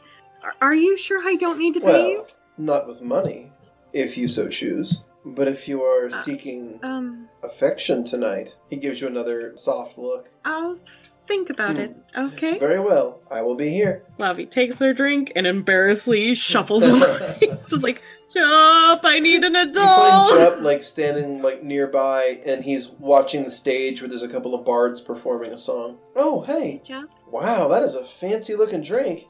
Yeah, I got it for free. They just give you free drinks, huh? Well, that sounds about right. You deserve them. Lavi looks a little down. What's wrong? I don't know. I feel like I got it for the wrong reasons. What do you mean? Lavi explains the situation about the whole affection thing that he was alluding to. I'll go over there and give him a piece of my mind. No. We are trying to meet with Kick his ass and throw a bomb behind his merchant bar. leader. But he gave me information about Pidge, so... I don't want people treating you It's like okay. that. It ain't right. Look, he didn't know any better, and I don't know. Lavi looks really embarrassed. I don't think I want to talk about it anymore. All right, I don't want to upset you at all or hurt your feelings, so I'll drop it. All right? Thank you. I don't know. I feel kind of responsible for you, is all. You're I not my know, I'm dad. your friend, and I think that that's important. Best friend. Lavi will, while holding this drink, kind of boop him a little with the tip of their feathers. Yeah, best friend. If that's okay, I guess I'm kind of assuming here. I think... I didn't even know if you had a best friend, actually, so... No, I'm a jerk. Being a jerk. I think that about, in fact, covers it. So, I'm gonna go see if I can get a drink, and hopefully he does not ask for me to stay with him for payment. I think I'd just rather pay him some silver, but we'll see. Here. Lavi holds out a coin for him. I can cover it myself. And besides, I think we're Fine. both about to come into some money.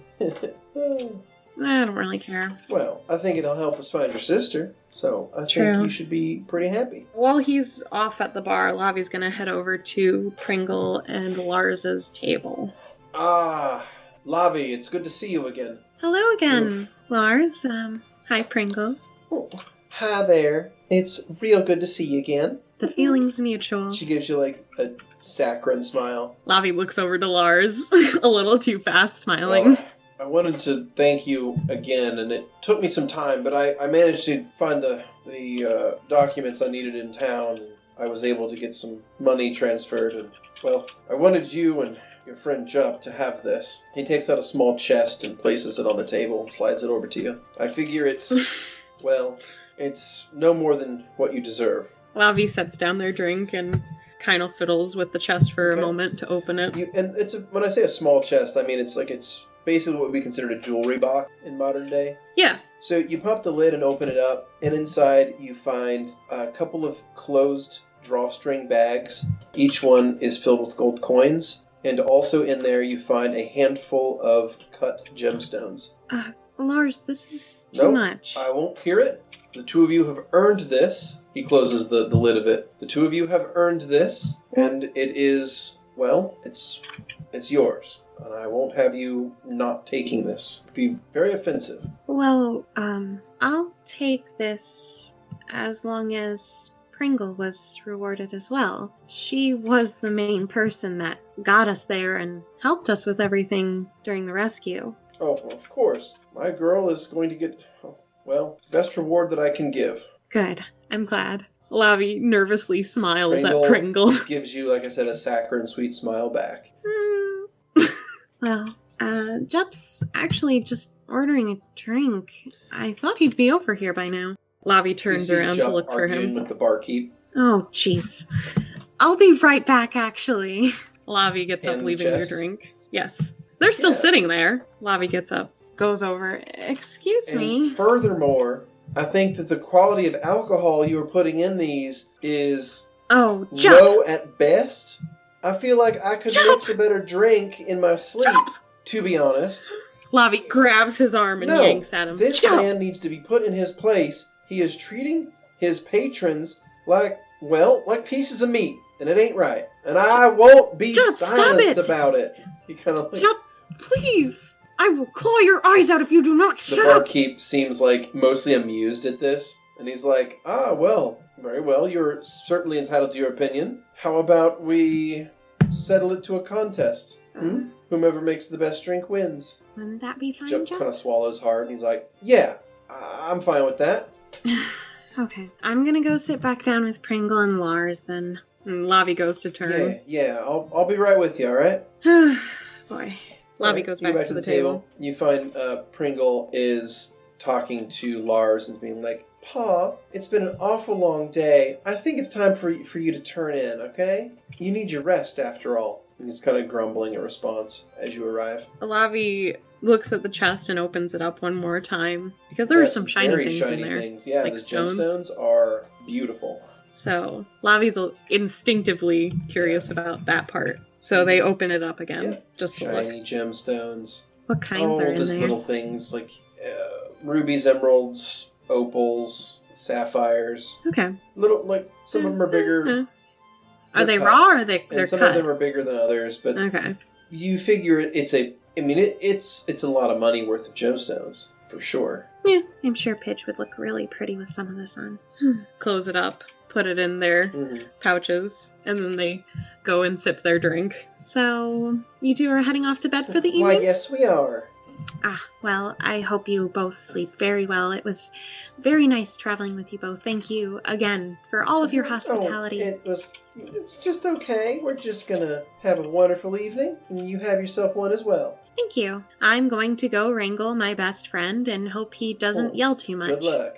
Yeah. So Pringle is kind of like flicks her tail as she says that and escorts Lars out of the establishment. Lavi picks up their drink and heads back over to where The Jupp two of them was. have alcohols like now set out on the bar, and there's a bit of a crowd gathered as Jupp continues to antagonize. Oh boy. And Lavi's just sipping on their drink, looking back and forth. So they basically lay down some ground rules of what they can make, and then they're told to mix the perfect drink and then they like call a person out of the crowd, and they each mix them a drink, only having looked at them, and then that person has to determine which drink they like better. And they do this multiple times, and it seems like it's a dead heat. One round will go to the barkeep, and one round will go to Jupp, and then the other round will go to Jupp, and the other round will go to the barkeep. And it seems like neither of them can get a true advantage. Lavi's just watching, and they're very fascinated by the mixing. They've always enjoyed watching Jupp do it, at least. So all the pretty colors are like... And like the barkeep is able to pour like these drinks that are like have different stratas or stripes in them, or they have like interesting mixers, and they look like cool colors. But when Jupp's mixing them, he's able to make drinks that like change color, things like that. So like he'll make the drink that is like it starts off blue, and the longer it sits, the more red it becomes. So he's doing things that involve like transitional colors versus just complex patterns. So they both seem to have strengths about this. So how much of a crowd is there? Am I almost completely blacked out from people, Jupp? but you're easily able to get up close. All right, I'm gonna squeeze a little bit closer then. Well, I think that we have solved this to as close of a degree as we can, and I would prefer to not waste any more of our precious alcohols on your insane claims that you're better than me somehow. So how about we settle it with one final drink? Yeah, I think that would be fine. One final drink. And how about we use your friend here, then? Lavi instinctively looks behind them. That'd be fine. He's like, but your friend and you have been traveling together for so long that I feel like it would be unfair to a certain degree. So what I propose is that we place a blindfold on your friend so they don't know whose drink is whose, and they have to make the decision. That sounds fine. Jupp swallows hard. Can I finish this one first? Lavi's almost done with their first Why, one. of course you can, dear. You can finish that drink. You'll have 2 more very soon. That's good. Nervously drink the rest of it. he'll- Do that, you know how you Yeah. gotta shake your head when you drink alcohol too fast? Do that. So he gets a bar towel, like a clean one, and he folds it up and places it on your head and ties it. Can I sit down while blindfolded? They'll sit you down and they'll set you at the bar, and the 2 of them are going to start furiously mixing a drink. So How's everyone's day going? They're not even answering. They're so, like, deep in concentration. Great. Awfully dark in here. Alright, so the two of them finish almost at the same time. Like, let's see which one of these is perfect. Alright, now without saying anything about the drink, we're going to let your friend here decide which is better. You hear two glasses push up in front of you. Yeah. No offense, but using wings while blindfolded is a little dangerous. Would someone mind putting one up to my lips? Don't you worry. Thanks.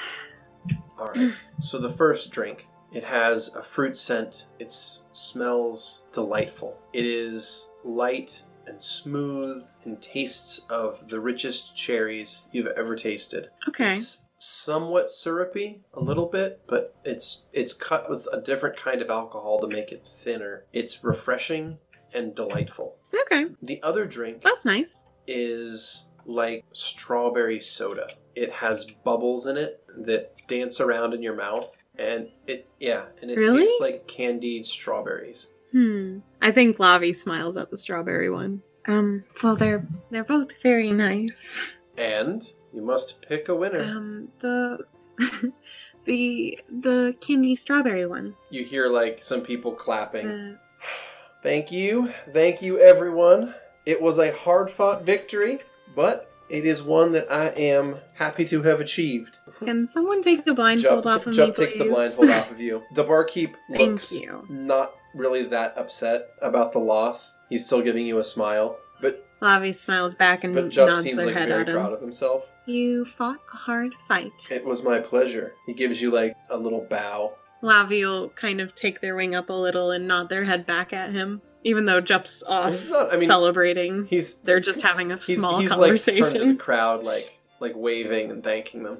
Yeah, and Lavi's having a small conversation at the bar. And they continue to sip on the strawberry one. The barkeep says to Jupp that the stakes were not clearly defined, but he will allow Jupp to drink here for the night for free. And if he would so choose, he may have a suite on one of the upstairs rooms for the evening. Looks like you won big, chap. Sweet. Wow. Well, what are one of they those? are fancy rooms. Oh, are there sugars in them since it's called a suite? Not quite, but I can have sugars brought up to your room if you so choose. Oh, it's his room. No, so. it's our room. Lavi, we'll stay the night, right? Oh, sure. I just didn't want to impose since, I don't know, we've been in a wagon for so long. I thought maybe you'd want your space or something. No, not at all. Hey, here, take your drink, and let's find a table somewhere. All right. And Lavi tries to take both the drinks. Jupp sees you struggling with both drinks, and he'll carry one of them for you. Thank you. And thank you. Lavi will wave to the He bartender. waves back and gives you a smile. Lavi turns back and follows Jupp. Pringle and Lars already went to bed, just so you know. Oh, man. You kind of missed them. Shucks, I didn't get to see that tiefling again. Yeah, I know you hate I her. wouldn't say it's hate. I'd say it is proper distancing in this case. Yeah? Because, frankly, she ain't right. I don't think any of us are quite right. Suppose that's true in its own way. Oh, but I wanted to show you this little shiny thing. And Lavi will take the chest out of their pouches and put it on the table. Wow. Ta-da! That is a... Are you gonna open it? Oh, I think I had already opened it. Nope, I just put it down as a chest. That was his... I think it's cuter that way. A whole chest. Well, think of what we could put in here. We could put herbs and ingredients. Just open it. What? Chop. Oh, I'm sorry. Open it. He opens it and he kind of like And is dumbfounded for a second. He gave us all of this? He wouldn't have it any other way in his... Well, we could do real good with this money. Use this to help find your sister. This is, wow. And you can have the rest. We should split it fairly. I don't want to take more than... Oh, I don't need it, really.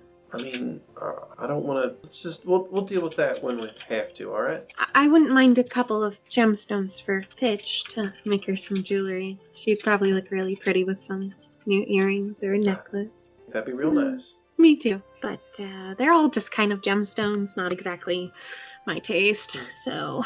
Well, I think I could buy you a lot of real shiny rocks. I don't want them to be bought. You need to find them. That makes them more special. Well... I'd like to do that. I'd like to find them with you and make them special, you know? I'm just worried that, Deal. well, like I said before, once we find your sister, we may never see you again. Well, maybe I could have a home down here. I did say that earlier, didn't I? You did. I just, wasn't sure if you were serious, I guess. Well, no one really treats Pidge right up there, and my life's kind of meaningless without Pidge, so... And, maybe she apparently is in love with some weirdo who apparently was very track nice. down this nice weirdo and get your sister back. And then I would maybe like the that. three of us could, I don't know, open an alchemist shop. Okay. Really? I don't exactly know what that means, but if you don't mind having us around, then we'd have a new place to stay. Call it the Pinion and Pestle. I don't know what that other word is. Oh, here. He opens up his case and takes out a mortar and pestle. It's one of these. It's what you use to smush stuff into stuff. Smush stuff into stuff? Yeah, well, if you need to, take a thing and smush it into something else, or maybe, turn it into, dust or something, you need to smush it. It's like a smushing tool. I think its actual name might be better. Yeah. But Lavi will start to put the tiny little chest back in their pouches. if that makes you happy and you're fine with us living with you, then sure. Unless some weird thing happens in the middle. Life's full of weird stuff, so who knows, but... True. But other than telling I guess I really don't need to go back. It's not like they really were worried about Pidge, but that's a roadblock in the future that is future me's problem, and I don't have to worry about that. So I prefer this dream much more. He seems very happy about this. And I think Pidge will like you very, very much. That's real good to hear. She'll be happy to have like an older brother. So Yeah, I think that would be nice for her. I think that would be. Lavi happily sips on their drink. Jupp will take a couple swings of his own, and he kind of is mentally preparing himself for something. I finished one drink. Do I need to do a fortitude save from that? You actually finished 2 drinks. That was your second. Yep. 8 for the first one. Ooh, Okay. 21 for the second. Yeah, so the And I'm evening working goes on a on. third. So go ahead and roll the third one, and then I'm going to roll Jupp's as well. Okay. 12. Cool. Okay, so they've hit you fairly hard. They were all strong drinks. So you're definitely feeling it at this point, and so is Jupp. Yeah, Jupp, Lavi? I'm really glad you won that competition. You deserved it. Barkeep was a very good sport. Yeah, he was pretty nice, actually. I think I should probably apologize to him. You should probably apologize at some point. Yeah. He's a nice guy. A little, much for me, personally. But that doesn't mean he's a bad guy. Yeah. But you're the best guy. He gives you a big smile. Hey, Lavi, can I tell you a secret? Yeah. You had a secret from me? Maybe. Just, I want to tell you. Okay. Tell me. Come here. He kind of, scoots into the table to gesture for, you to scooch in real close. Alright, I'll get closer to him and lean in. What? You get closer for him to lean in, and he is going to lean in and give you a kiss. Oh. I know. Oof. Buddy. Jupp going for it. Stupid bastard. I think Lavi froze up. Lavi EXE has stopped working. Yeah, a little bit. One, they're drunk, so that doesn't do much for their brain processing. 2, they're very confused because they literally were just talking about how their kiss didn't count. Their other kiss didn't count, yeah. Yeah, and now it's very confusing because does this one not count? What is going on? So does Lavi just freeze up at all, and or does Lavi return the kiss whatsoever? Yeah, no, they just freeze up. So about a second or 2 into it, Jupp will pull back and look terrified. Are you all right? I'm confused a little bit. I don't understand. I thought, is this another one that doesn't count? Because you can't do that to me, Jupp. That's not fair. That's cheating. Sorry, I guess I'm bad at reading signals. I thought. What? I thought that you were saying. Lavi is blushing. Look, I like you, but you can't just tease someone like this. What would you like from me? You want the truth? The full honest truth? Jeez, Jupp, I said I like you, but are you playing with me, or am I a distraction again? Lavi just hides their face in their feathers. Please tell me you're not playing with me. It sounded like you were saying that you that you would stay and that we would have time together, and traveling with you has been the best thing I ever done, and you're like the sunrise. Lavi lowers their wings so that only their eyes are peering out from their wings. You mean it? And yeah, of course I mean it. You're amazing. I think my heart feels like it's gonna explode. I think I might have a potion for that. He starts trying to get into his potion bag. Lavi's going to lean in really close, but slowly, and then they're gonna kiss him on the cheek, like when he goes to turn back. He stops and he's like, is your heart's not blowing up, is it? It feels it like is blowing up. Okay. He keeps working on the potion again. Lavi goes back to their wings, hiding their face. I think this might help. He shakily sets a little round potion bottle down on the table and pushes it toward you. Lavi puts their feathers down slightly so their eyes are seen, and then they lower their face and then quickly drink the potion. All right. Do I need to do another fortitude? You know what his quirk with all his potions is. I know, they're all alcohol.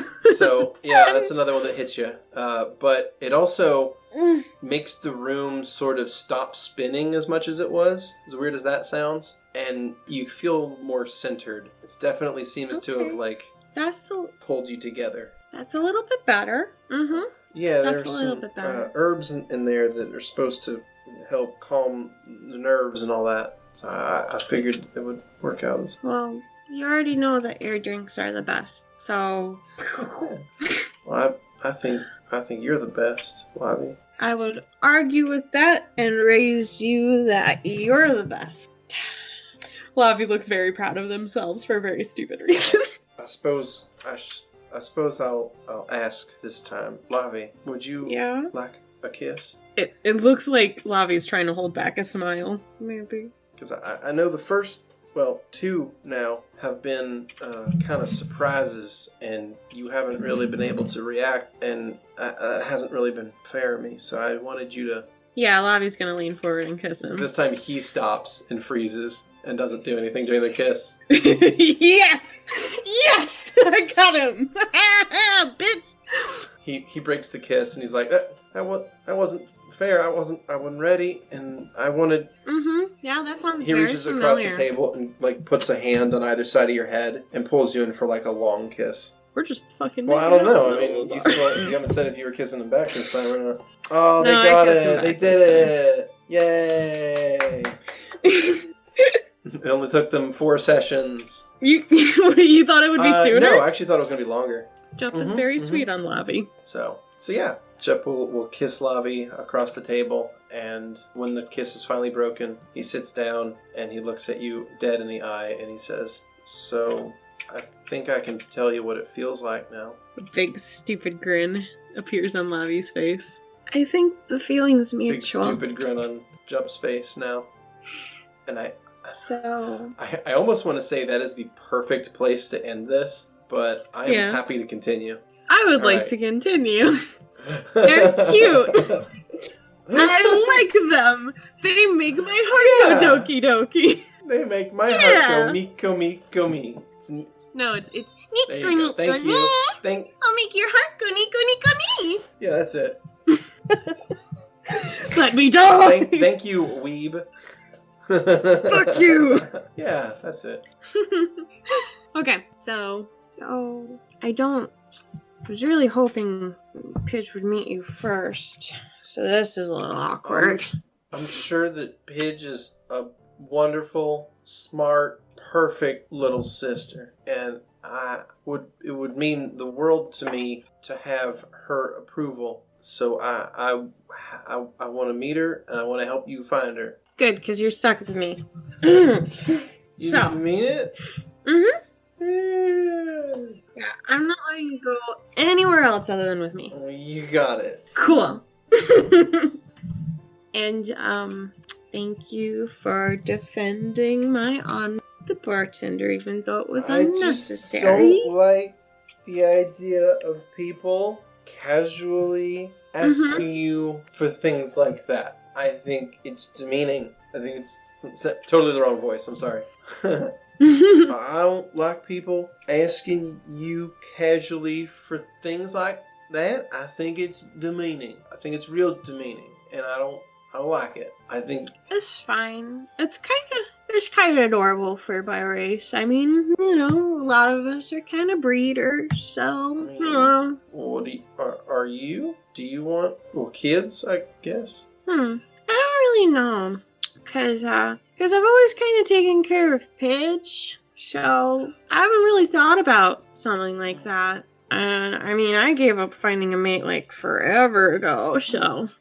Alright, well, I'm happy with whatever you are happy with. What do you want? What do you want in life? Job? You want our alchemy I store? think that'd be nice. What else? You tell me what else. I want someone to wake up next to every morning. And I want to make them fancy things, and I want to get them shiny things, and I want to go on adventures with them. I think we've done all those. I want to keep doing them forever. Lavi has a stupid grin. Because the person that I think deserves them should get all the shiny rocks in the whole world. Okay. I don't think I can tell my moms about this for a little bit, though. Well, I don't think we need their approval. Anyway, you're your own person and think you can make your own decisions. Sabina would be so jealous of you. Fucker. Oh, Sabina was that one falcon I told you about like a couple days ago. Yeah, that bitch that used you. Yeah, she was a fucking bitch. That's not nice of her at all. Yeah. What? How can I know, do that right? to you? You're perfect. I mean, you just. I mean, Jupp, I get angry at like noises. I'm not perfect. I mean, you get angry at me, but it's because I deserve it. You don't no, Jupp, you don't deserve my anger. No one does, really. Let's be honest. I'm just a mess. You aren't a mess. You are a wonderful person. Yes, you are. You turned that around on me. You turned that around and you made it about me. And I was trying to make it about you. And you clever, Lavi. I am an average intelligence Harpy. I don't believe that one bit. I am. Pidge is way smarter than me. And obviously if someone can dupe me into thinking that they actually like Pidge just to floof feathers with me. I didn't know that you flew feathers. I have never. She just tried to. Okay? It's not happened. So there. Joke's on her. Bitch. So I have a question. What's up? How was your first kiss? Which one? He just smiles. Yes. Yes. Good. They're good. Good. Deal is, for a little bit, we have to ask each other, though, because it looks like we both freeze up. So. Yes. Oh, I thought you were asking now. Okay. I'm embarrassed. No, don't be embarrassed. I thought you were asking if you... Okay. Lavi leans over and kisses him on the cheek. He will reciprocate, and he'll reach across the table and kind of like brush the hair out of your eyes. So what do I smell like, Jupp? You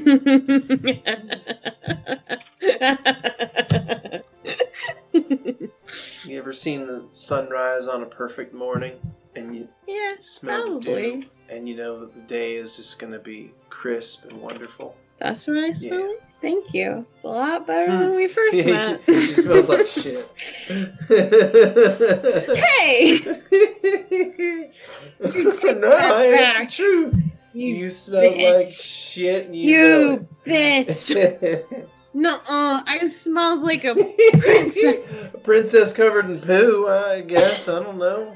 I was not covered in poo. I was covered in water. And mud. And what do you think that mud is? He raises his eyebrows. And what do you think dirt's made of? Earth? Mm-hmm. Poo. It's all poo. I want to hit you. I want to claw your eyes out. That's it. This morning, you ain't gonna see them. Like I said, I probably deserved it then. You're a brat. Suppose I am, but I'm the luckiest one I know. Thank you. Hey, Lavi, Yeah, Joe? can I kiss you again? Mm-hmm. He leans in and kisses you again. So, some time is going to pass, and the two of you spend your evening Uh-huh. pretty much going back and forth being like doughy-eyed teenagers with each other. Yeah, that sounds about right. Honeymoon phase. Woo!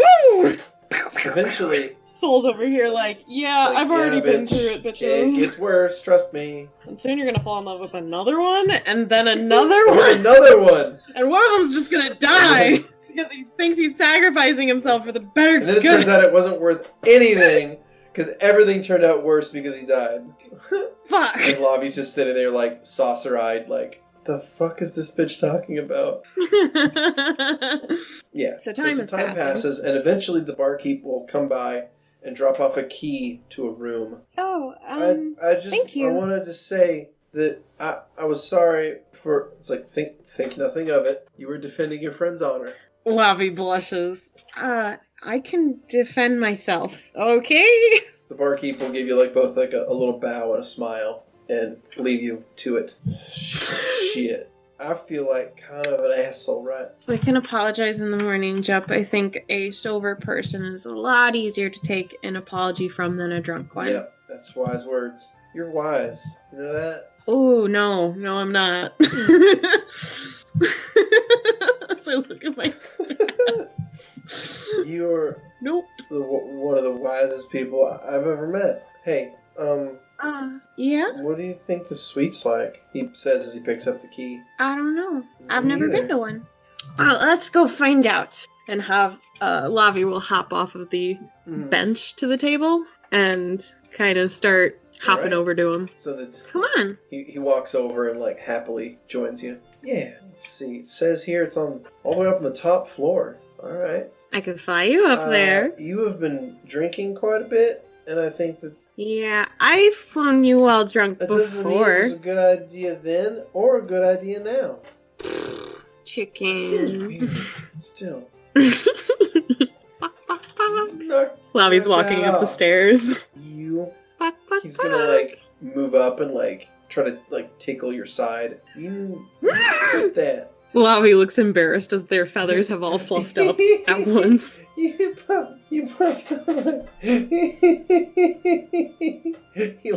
He sits down on a step and just starts laughing. Lavi rolls their eyes and starts walking up the stairs. Wait for me. He's like crawling up the stairs Nope. after you. No waiting. Wait a minute. I'm going to bed. So, the two of you eventually get up to the top floor, and you go to the room that's indicated by the key, and Jupp will fit it in the lock, turn the key, open it, and reveal a room the likes of which Jupp, at least, has never seen before. Now, I assume that you've seen some pretty fancy digs at one point or another in your life. Not that your family was, like, Yeah, super probably. well off or anything, but, you know, you've been around. We have some flair in the Exactly. Saerrican Mountains. So this is a nice room. It's well appointed. It's got a nice basin in it for washing, and it's pretty nice. There's like a little privacy curtain thing for changing clothes. There's one really nice big bed that's like overstuffed with down feathers. It's a really nice room. And Jupp is like, this is the greatest thing I've ever seen. Lavi's gonna lean against a wall and start taking off their ungways. I can help with that if you want. Are you sure? I might cut you. I'll be real careful. Alright. So he's going to kneel down and start undoing the clasps and buckles that hold them all together. And he helps like slide your talons out of the ungways. And then he's going to start like massaging your ankles. And he's going to kind of wait and see Okay. what your reaction to that is. Lavi's just watching him. Seemed like you was holding a lot of tension here. Are you stressed, Jupp? No, I was saying you were holding tension and just didn't know if you wanted some, well, I can do some, I told you I'd be your worry stone, didn't I? And well, are you worried? I think I am. Why? I mean, I still can't scarcely believe it, I guess. Lavi will kneel down. Since I assume Yeah, he's you- kneeling down there. Lavi will kneel down to his level then. Are you scared of something about me? Or... I guess I'm just scared that I'm gonna wake up and I'm gonna be in the back of a cart with you again and it'll all have been a dream. A sad smile goes across Lavi's face. I'll be honest, I really thought of joking for a second, but I'm choosing not to, just so you know. Okay. But can I say what my joke was gonna Sure, be? yeah, if you want. It is all a dream. Ooh! He smiles, leans forward, and gives you a kiss. I thought we said you were I'm gonna sorry. ask. I'm new at this. It's okay, I like it. Well, I like you. I like you too. He's gonna stand up and kind of like lift you up with him as he does. So, Well, we've been drinking a lot tonight. We should probably get some Yeah. water in a... yeah. He goes over to the basin. There's like a pot of clean drinking water, and he pours a couple glasses, these wooden tankards. And, he walks over with 2 of them. Here, figure it'll help clear our mind maybe a little bit. Thank you. And my mind is yeah. very clear. You're doing a better job than me. My mind's kind of everywhere at once right now. Tell me about it. Oh, it's just I'm still reeling from winning that contest. I ain't never won. You won it fair and square, I too. never won a contest with alchemy before. It's something new, and then also, I think that my life may be turned around. That's all. So, no more secrets? Nope. I don't think I got any more. Perfect. Good. I'm glad. Lavi will sip their water and sit down on the bed. Jupp will sit on the bed on the other side and sip his water. So, I've never been in a room this fancy before. Oh yeah, it is pretty fancy. This bed is kind of like bounces up and down a little bit. It's like I feel like I could just sink right into it. It's probably very soft. Why don't you lay down? He sets the cup down and lays down in the bed. Kind of sinks down into it a little bit. Yeah, this is something. Lavi will finish their water and put the cup down and kind of turn over to him, sitting as if side saddle to the bed, just looking at him. So, where should we go in the morning? Well, I figure we ask anybody who works here where they went in the morning and find out if we could find out a direction they went, and then we start traveling that way and keep asking as many folks as we can. I mean, it can't be that hard to find a harpy and somebody with a blue aura, whatever the hell that means. Whoever the hell they are. I don't like them, that's for sure. Somebody taking advantage of Pidge and the moment of weakness? That ain't right. Playing with her We heartstrings. don't even know if this person really loves him or not. It's true. Pidge? Well, I don't like them until I find out who they are. I'm here to help, so there's that.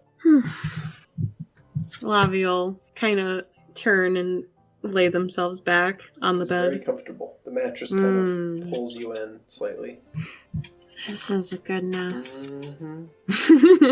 Jupp will turn and pull you into a spoon. Lavi will kind of cover their faces then with their wing. Good night, Chop. And that All will right. be the end of that day. Yay! They're so cute. At least someone's getting Yeah. something good. What are you talking about? Paydor got a Yeah, family. that's true. I can't wait for you to take it away from me. Again! For the 3rd time! I guess Jaculus is fine. Yeah, Jaculus is having a good time. He's like, I'm going on an adventure. I'm gonna go kill some bitches. It's gonna be great. I'm doing great. Yeah, this is the life. So I gotta roll now, huh? Okay, I have ordered them roll 1d4. Pachoo! I got a 4! Max damage! Pew, pew, pew, pew. You are feeling pretty good. Okay. You think that everything is coming together, I guess. Oh. Things could be worse, for sure. Things could be better. Okay. But things have definitely been worse. And, now you think you got things on. You got a plan. You got a clear goal. Life is good. Oh shit, this could be any of them. Fuck, I don't know who it is. I mean, you also, you just recently had a nice little encounter and you're feeling pretty good. Encounter. Am I Jaculus? Hell yeah. Yeah, boy! Let's just blast the fucking mic out. Sorry, viewers. Yeah, you just got some. You're feeling great. Life is good for Yaya. Yeah, Yeah, that's it. I couldn't help myself. Yes, Queen Slay, the true reason it's called Snake Eyes, bitches. The main character. Is that what you're gonna say? He really isn't. Jaculus is definitely supporting cast, but boy does he support it with all his hips. I have to get in my Jaculus position. I'm ready. I do love that you have to have a specific position for this. Each character has a position, darling. Of course. And Also, please. well, you are on the road. You have just left the trade city of Xerith, and you're traveling northwest. Poor Lavi. What? Good. She totally missed us. Somehow. It's so sad. Okay, I'm ready. You and Pidge are traveling northwest along the road. You have just left the trade city of Xerith, and Pidge claims that this is definitely the right way to get back to Saerrica, to get back home. We have maps, though, so... You have maps, I know, right? You know. I got, like, all the basically know fucking where you are. maps. Yeah, you basically know where you are. This makes sense to you. So... oh, no, I don't need to be Soul using their normal accent. No. Anyways, there we go. You got it. I got it. Please. I'm kind of an expert over here. You think I wouldn't get it? Wow. Smooth. Thank you. So, I'm currently leaving. Mm-hmm. And as the two of you are traveling along the road, I just imagine the scene is Jaculus is traveling along the road, and Pidge is literally hopping around, not dancing entirely, but sort of hopping around and singing like a happy little song as she goes. That's because, cute. Because she's free. She's on her way home. Mm-hmm. This whole thing has been a pretty crazy couple of weeks, but boy oh boy, she's making it, right? We are having a great day. Yeah, we are, Auntie. Just look at the clouds and the sky and the sun. Yeah. And it's such a great day. And It is. We're here and we're making our way home, and it's gonna be great. Well, you are making your way home. I still have a long journey to go after that. Oh well, I'm sure that you'll be okay, right? Oh, definitely. I am going to hurt those women so badly. Did they? I mean, is that the best thing you can do? I mean, they put me in a cage and sold me off to the same exact people who, took you. I mean, it's definitely not a good thing. No, it isn't. Sweetheart, I know exactly what I'm doing. Don't you worry about me. Okay, if you say so. I don't like the idea of people getting hurt if they don't have to be. Oh, they do. They're just kind of hopping along next to you, and she kind of stops and looks at you, thinks about it for a minute, and then starts hopping again. Make a sense motive. Oh, boy, I feel like I haven't done that since Soul. Which I actually have a pretty decent sense motive with him. 23! 23. You get the sense that Pidge is not entirely convinced by your argument. Well, it wasn't a very good argument, was it wasn't. It wasn't. But it's Jaculus! Yeah, exactly. Sweetheart, sweetness. Yes, Yaya? When you're going to be going back home, what exactly are you looking forward to? Well, I mean, the only thing I'm really looking forward to is my sister. She's the best. She's got feathers that are... She starts to, stretch her wings out, and she starts to kind of strut around a little bit. Acting like basically miming the way her sister moves. Mm-hmm. She's so tall, and her feathers are red, and they look like the fire when the morning sun hits them. And she's got this really, she kind of uses her wings to kind of make a curvy shape in the air. She's really popular, and she's always so nice to me. You really love her, don't you? She's the best. If you could use one word other than best, because I understand that you think she's the best, what word would you use to describe her? Fierce. Fierce. Was not expecting that word. I was going to assume you were going to say radiant or something. Well, I mean, she's that too, but she's also she doesn't take anything from anybody. Interesting. Mm-hmm. I would like to meet your sister. Well, I'm sure you will. I mean, you're going to come back with me all the way to my home, right? Oh, yes, of course. Well, then of course you'll meet her. Wonderful. Besides, it's on the way back to where I'm going anyways. Why wouldn't I go? Be silly. She starts to whistle and hum and starts to bounce along next to you. I do apologize. I'm a bit slow. Oh, it's okay. I'm not very fast either. I mean, I guess I could fly, but it's just I would rather keep you company. You're so sweet. I could always carry you if you do get tired, though. Please let me know. Oh, of course. Okay. Although I think I'm okay. I mean, I've been cooped up for so long. It just feels good to move around again, you know? Agreed. Glad to have gotten out of that city. Ugh. And whatever the heck was happening there, ugh, glad we weren't near it. Yep. It was not a great place. My one question is, why did we end up there? I still don't know I still don't know what those weird symbols were on those clothing, but boy was it funny when I took it off of those guys. Yeah, it was. You showed them. I did. Like a shish kebab. I showed them. Jaculus reminisces on fucking cutting up a bunch of those fuckers. So, Hester. Yeah?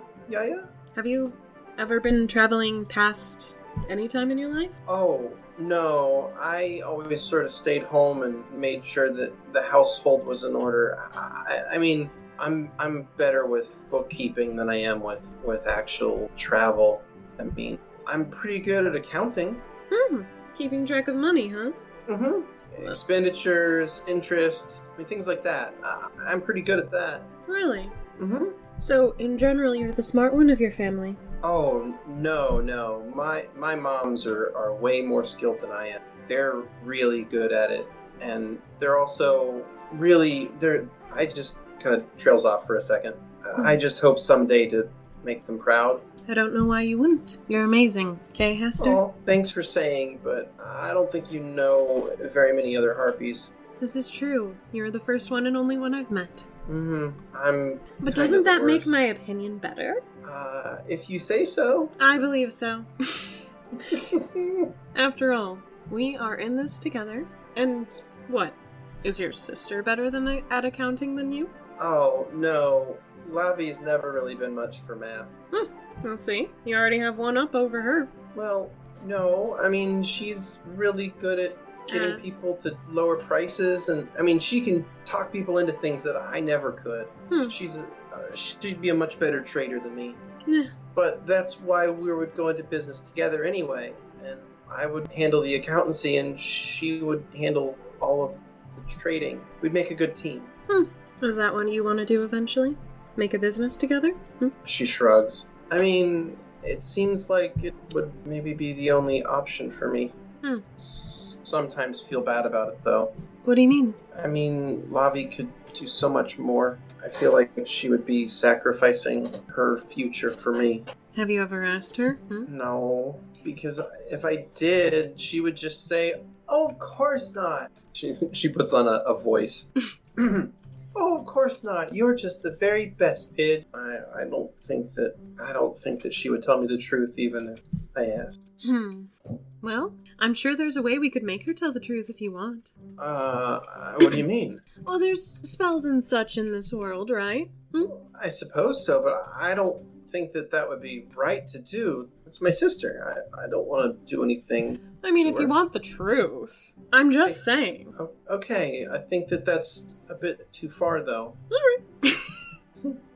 Jaculus is a fucking asshole. Pidge kind of looks at Jaculus a little worried for the first time. She should be. Yes, sweetness? No, nothing. Alright. She looks down at the ground and starts whistling. So, we have this map here, and at some point we take a left at a fork, it seems? I think so. You think so? Yeah, and you have the map. I'm pretty sure it was a left fork. We need to go northwest, so that way we get back to Saerrica. And you'll be right as rain back at home. I hope so, anyway. Don't even know how those people caught you in Saerrica anyways. Oh, they didn't catch me in Saerrica. She kind of starts tapping the ends of her wings together. They didn't catch me there. I got caught in the Sash Basin. Can I make a roll to know if Jaculus would know that? Knowledge geography? I don't think I have that. You're also holding a map of the region. I am, but I wanted to know if Jaculus would know that they were swamps. Oh, I see. Would that be on a map? Yes. Yes? Jaculus holding up the map looks at it. You mean the gross, swampy area. What were you doing there? I mean, it wasn't that gross. Okay. Besides, it's what I could see from my house. And I decided that I would fly down that way, and I flew for a while, and I wanted to stop, and I saw that there was a basket of apples, and I thought I would land and have one, and got caught. They sorry. They caught you with a basket of apples. Yes. Hmm. I was hungry, okay? No, completely understandable. Really? Apples are delicious, of course. Oh, that's good. Anyone Thought would For have. a second, you weren't gonna fun of me. Sweetness, I'm never going to make fun of you unless you start first. You are kind and gentle, and you don't deserve any sort of sass. Well, Thank maybe you. unless you do actually deserve it, but right now you don't. That's good. So we're walking/slithering. That you are. Mm-hmm. Welcome to a grasslands map. Wow, It's a good old grasslands. basic grasslands, and y'all are traveling along a basic-ass road on a basic-ass grasslands map. Look at that. Traveling grass northwest along man. the road. You're a grass man. Skibidi dip, dip, dip, dip, dip, dip, dip, dip. Alright. So the two of you are traveling northwest along the road, Yes, and you're having your little heart-to-heart, kind of. and I would like you, and I'd like you to make a perception check. I can always do that. Ooh, baby, 24. Yes. Alright, so the two of you are traveling northwest along the road, and you, out of the corner of your little eye, you see some figures moving from the west. They appear to be More rather ogres. interesting looking. Not exactly, no. Okay. They look like humans, or such. They have 2 arms, 2 legs, and a head. Okay. They're moving up out of some tall grass, and they're carrying weapons. God, fuck. They're coming from the west? Mm-hmm. And Hester's on the west side of me. Okay. Is So it on okay? this map, that would be from the left. From the left? Yeah, that'd be west. Oh, okay. You're traveling north. Right. Never eat soggy waffles. The W is on my left side. Guess what? This Oh my dyslexic God, what fuck was that?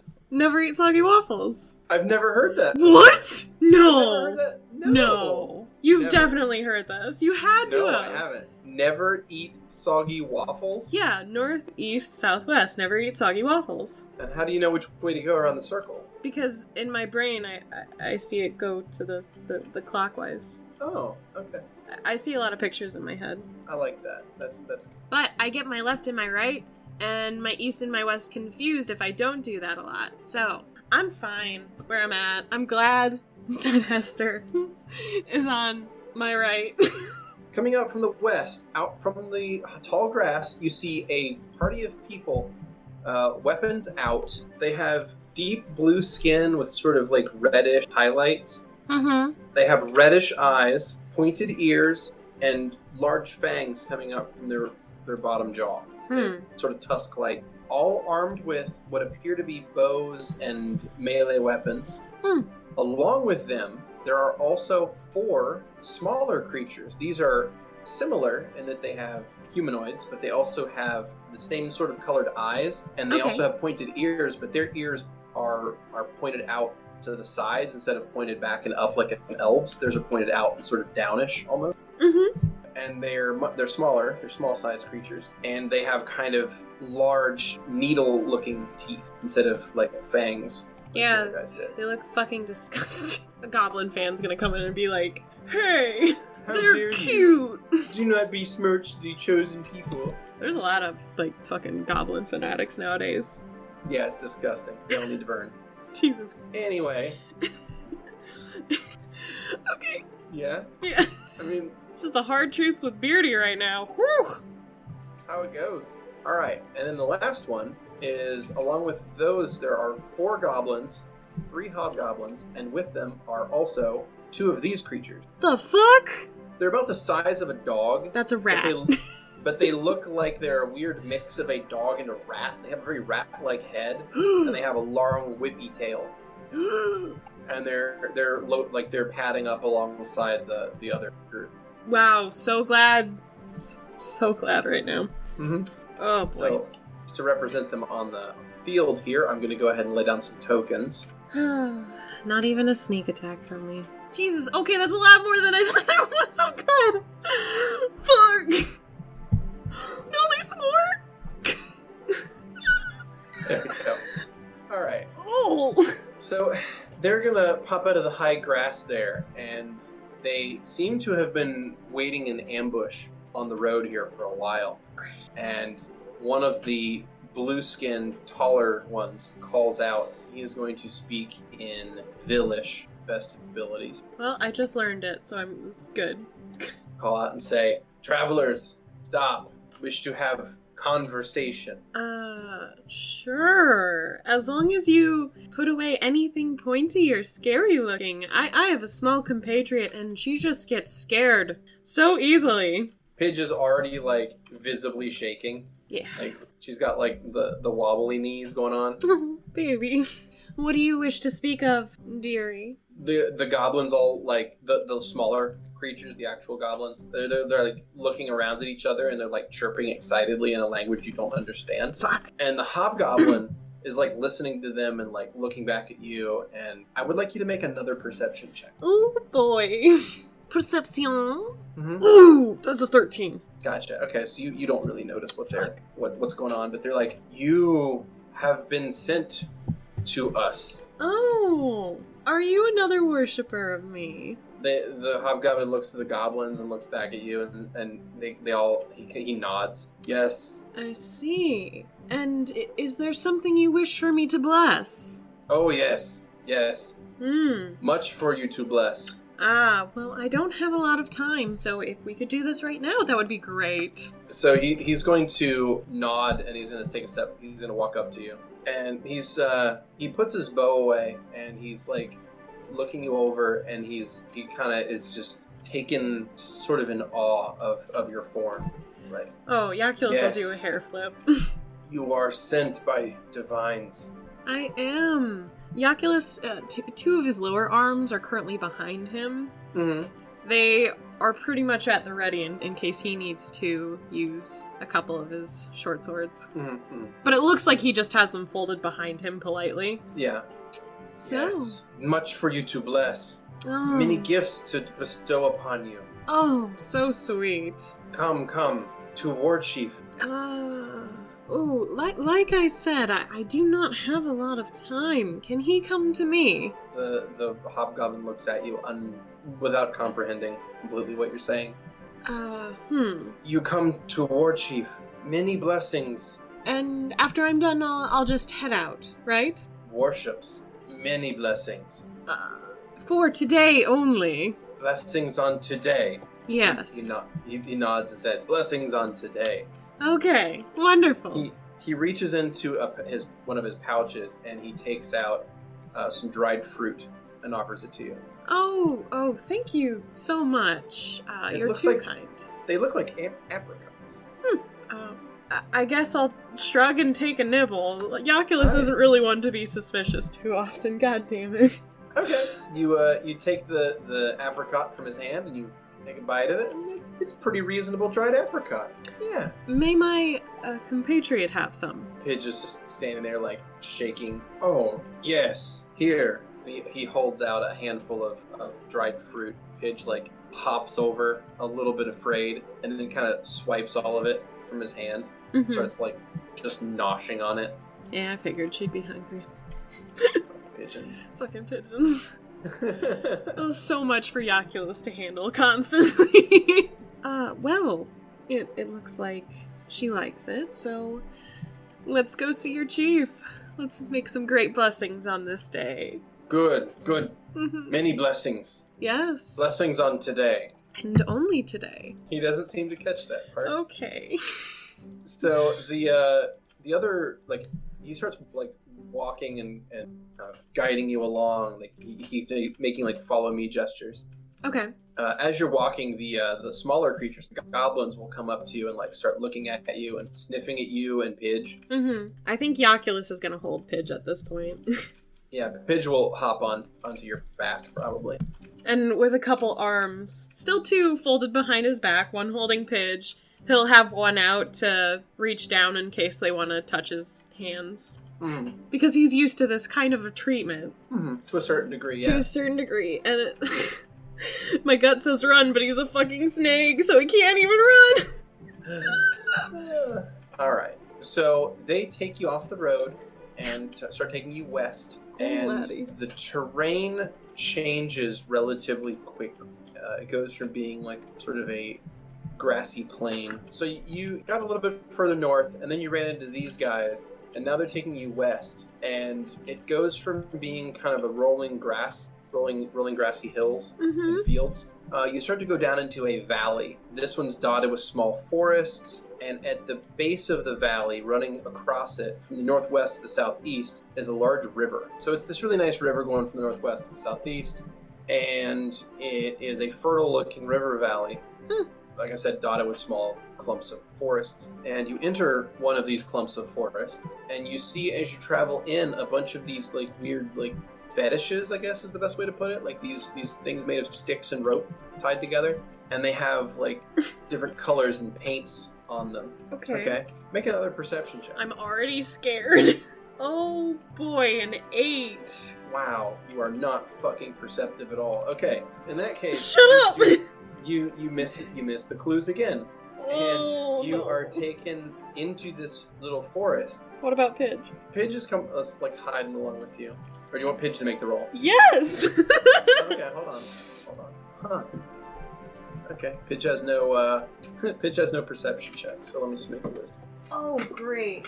I'm so glad. Hey! She still rolled like a champion though. Nice! So she's gonna point out with a wing and say, "Yeah, Yes, sweetness? does that look like you?" What? And Pidge will point a wing over at one of the symbols, and it looks like a blue kind of double S curve looking thing. It almost looks like a blue snake. Oh, shit. That does look like me, doesn't it? And you notice that this symbol, now that you've seen it there, you see that it's repeated in a lot of their iconography. In fact, some of these guys have this painted onto their own clothing and like stitched into their cloaks and things like that. Oh, fuck. This blue snake symbol. Oh, shit. Okay. Oh, yeah, look at that. So as you enter into the woods here, you begin to see larger numbers of goblins approaching. Mm-hmm. They're coming in from the sides and like looking at this party of people returning, and there's maybe a few dozen of them. Some of them, like there's also hobgoblins peppered in as well, the blue-skinned, larger versions. You even see every so often a much broader, sturdier-looking creature that has kind of fur and is sort of brownish-orange in color. Okay. It also has like large goblin-looking ears. If you would had a dungeoneering skill, I'd say to make it. It would be an untrained check. Yeah, you can't then. So, you can try I and make miss an being a intelligence. bard. You can make an intelligence check if like. Okay. Let's see. Ooh, 22. Hi. You recognize the creature as a bugbear, Oh, shit. which is another type of goblin. Yeah, I know. Well, So- I know. Oh, shit. There appears to be like all the flavors of goblinoid. Shit. Shit. So it's a pretty reasonable sized tribe. Beardy? that lives here. Yes. I want to call you out. You're a fucking dick. What While making Jaculus, because I had all those options for language, I literally told you, I'm not going to do Goblin again and make that mistake like I did with Soul. Hey, I'm so mad at you right now. it's not my fault that you're in part of the world that's relatively packed with goblinoids. Okay? I didn't start here. It is your fault that I'm in this portion of the world. So that's true. Well, just think, you have a lot of skill points at every level. You can always Jesus invest in linguistics and get yourself goblin. Another one. I already took Villish. God damn it. Yeah, and every level you can take a new language. God damn Before you it. know it, you'll be a Otherworldly. polyglot. Yeah, it'll be great. So you're taken around to deeper into this woods, and so you start to see buildings built mostly into the trees. Tree houses and with rope ladders. Some of them have spiral ramps around them. Some of the trees do. Some of the tree houses are small and you think just house goblins. Other ones are much larger and you think would probably house hobgoblins or even bugbear. You end up getting to the center of this place, and there's even structures on the ground out here that become so dense, and it's almost like a tiny settlement. You see these banners of the blue snake repeating all over the place now that you're in the middle of this. Yeah, Jaculus is getting a little sweaty on this one. He's actually a little nervous. Oh yeah? Yeah. Wow. Will he show it? Oh, hell no. But he's definitely a lot quieter right now. I think that's usually his tell. He shuts up for goddamn once. So you get to the middle of this area, and you're now surrounded by easily dozens of other goblinoid creatures. Mm-hmm. And parting from the crowd is a hobgoblin who looks much more confident than the others and looks much more, I guess for the lack of a better word, regal. They're wearing furs. They have ritualistic tattoos and piercings, and their equipment and weapons look much finer quality than the others. This appears to be their leader. I'm scared. So she looks at you. And with her dull red eyes, she kind of like looks you up and down. And in Villish, will ask, "What tongues do you speak?" Oh, so many. I just have to look at my notes. Jaculus has all the fucking languages he knows written on his hand or some shit. Oh, there's Draconic, Elven, Infernal, Sejanese, Serpentes, Sylvan. Oh, and I just learned Villish the other day. Took me a bit, but it was a team effort. Villish, Sylvan, or Elven? Oh, Jaculus looks at Pidge for any sort of better language for her. Pidge will shrug and say, I can speak Sylvan pretty well. Sylvan would be just fine. Alright, so this hobgoblin drops into Sylvan immediately, and it speaks it flawlessly. That's a lot easier for Jaculus. You just learned Villish the other day. Literally. You have been sent by the divines. You have come to grace us with blessings and promises of victory. Oh, yes, I'm here to bless. She nods. Yes, you will do. Oh, shit. Come closer. I'm so scared. Of course. And Jaculus will slither closer. He has a smile, but it's getting closer to your eyebrows almost look concerned, but you're still smiling. He's not doing great right now. She's gonna reach a hand out to take one of yours. Alright, Jaculus will hold it out as if he expects it to be kissed. So she takes the hand and looks at your skin, brings it up to her mouth, smells you, okay, and gives it a kiss. Oh, how sweet. Thank you very much. You are an honored guest now. Thank you. She turns and says something in Goblin, the creatures around her, and some of them will start walking up, and they're going to start reaching for all of your stuff and taking your stuff off of you. So they're trying to undo your buckles and belts, and they're going to take. They're essentially stripping you of all of your equipment currently. Okay, Jaculus will look at the chief and just go, where are they taking my items? Oh, they will be stored for you. Okay. You must be anointed with sacred oils. Okay. Okay. Of course. Your journey must have been long, and we will see to it that you are comfortable. It has been a long journey, but eventually it will continue at some point. Yes. Our journey will continue. Our tribe will become strong. Finally, Jaculus looks at Pidge, and he's been trying to stay strong, but he relaxes for just a moment. He doesn't look scared or anything, but he has this glint in his eye, which he's trying to, in a way, mentally inform Pidge to stay on guard, in a way. Okay. And then he goes back to smiling at the chief. Yes, of course.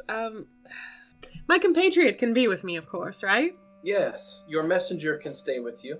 Messenger. How else will you reach the gods' mouths? How else will you reach the gods' ears? If I look around, are there things about Pidge here too? No. No. No, nothing about that. Lots of blue snake iconography. Okay. Of course. Yes, this is very common. Thank you so much for being so knowledgeable. So sweet. She's gonna turn to the crowd that's gathered, and she's going to announce that on this day, the Blue Viper tribe is blessed with a symbol from the divine. Soon, their enemies will be crushed beneath them. There's a cheer from the crowd. Who is your enemy, by the way? There's so many so often. I have to make sure. She nods and says, yes, we have many enemies. Tooth rippers, the thornback, even the dirt chompers, the hide terrors. Jesus Christ. What have I gotten myself into? There are many who would see our demise. Oh, well, we just can't have that, now can we? I'm glad you have said that. Yes, you will bring us many blessings. So, at this point, the goblins have pretty much stripped you bare. I still have my dress on, right? Do you stop them? Yeah, definitely. Whoa. Okay. This stays on. Thank you. Yeah. So you see them, like they're all kind of carrying your stuff in a line over to a large central building. Okay, like fucking ants. Mm-hmm. Like fucking ants. Exactly. I am so uncomfortable right now. I feel like I need to like run around for a second to get my skin to stop crawling. Do you need a second? No! We have to keep going or else it'll just get worse. I mean, I can take a second. I can go pop a bowl of popcorn. Dude. No eating during stream. That's the rule. Oh, is that the rule? That is a rule. Just in general for recording. I know. Also, there's a no drinking rule that we sometimes break. Look, sometimes I get very upset by people not saying statements. Alright, so the goblins will strip you of your equipment and move them into the central building. Okay. The war chief will say that you are an honored guest and come and receive the holy oils, and she will turn and head toward that same central building. Okay. The other goblins expect you to follow. I'm gonna follow. Jaculus is holding Hester and holding her really tightly and kind of gives her a squeeze. And Hester is holding you very tightly as well. And she's probably like whispering into your ear like, what are we gonna do? What are we gonna do? I don't know. I thought they'd attack us if we didn't go with them. I'm so sorry. Are they gonna eat us? Or worse? I hope not. Look, She swallows hard. first sign of trouble, I want you to fly out of here, okay? Well, what about you? I can deal with it. You're more important than me, okay? Uh, No. uh, You're gonna go home. uh, You're gonna see your sister, and you'll be safe. Sweetness, please. Trust me. Okay. I would love to say I've dealt with worse, but I'm not sure, so. So the two of you enter the large central building in this strange collection of shanties slapped together buildings, and you find what must be the home of the chief. There are fine hides and furs on the floor, hung on the walls. There are what appears to be like furniture that's been looted from caravans that's been piled in here. There's a very fine looking bed that even looks clean, actually. You see your equipment is being stacked into a neat pile beside one of the dressers. Okay. And you also see a quartet of goblins carrying in a large wooden basin. How large? Large enough to fit a person in. Well, actually bigger than that. Large enough to fit probably a large-sized creature. Oh, okay. So Jaculus will probably fit in that then? Yeah, and they bring it in, and as soon as they set it down, a steady stream of goblins are coming in, and they're bringing in pails of water, and they're trying to start to fill it in the center of the chamber. The war chief is like standing over by the bed and is like sorting through some of her own equipment. You can't see it, but I have my hand on my forehead, resting my face as I just look around wildly and terrified as I process all of this. Jaculus is going to stand aside until he is told what he needs to do. But he's holding on to Hester kindly, but in a way to comfort her, but also to comfort himself. Mm-hmm. It'll be okay, I promise. What are we gonna do? It'll be okay. We'll be okay. Alright? Okay. Right. Remember, you're with the goddess. She nods but says nothing. So the goblins finish filling the basin with water. Another couple of goblins are going to come in and they're going to start casting spells on the water. And before you know it, the water appears to be emitting a large amount of steam. A few hobgoblins come in and they start chanting over it, and they start dropping in like containers of potions. You think they're potions? You're not sure. Yeah. But they're basically pouring something into the water, and they're speaking in their own native tongue. Okay. Meanwhile, the war chief has kind of at this point taken off the majority of their weaponry. Mm-hmm. And they seem to be much more casually dressed. Okay.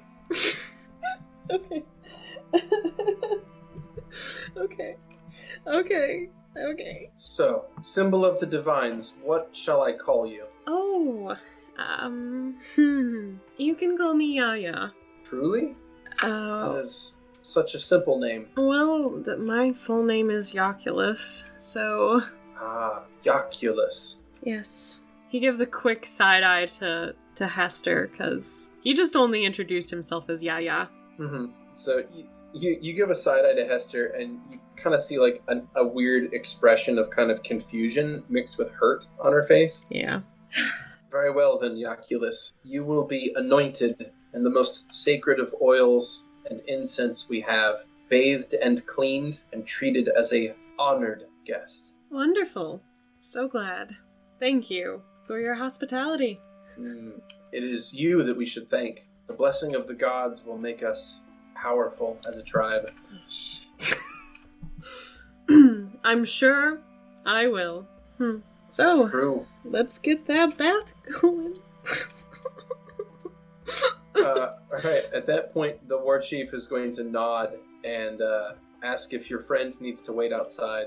Pidge just looks confused. Jaculus looks confused. Is something inappropriate going to happen? You will be bathed, cleansed. Jaculus for the first time looks a little embarrassed. Oh my god, it happened. So the war chief will explain that you were to be bathed and cleansed, and then you will confer the blessing upon their people. How exactly do I do this blessing for you? What would you like this blessing to be of? How? Well, it is a blessing that is to be carried forth to the next generation. Can she tell that Jaculus is a male? No, you don't think so. Jaculus is very confused. Sweetness. Are you talking to Hester? Yeah. Oh, okay. Yeah. I don't think you're gonna want to be in here for this.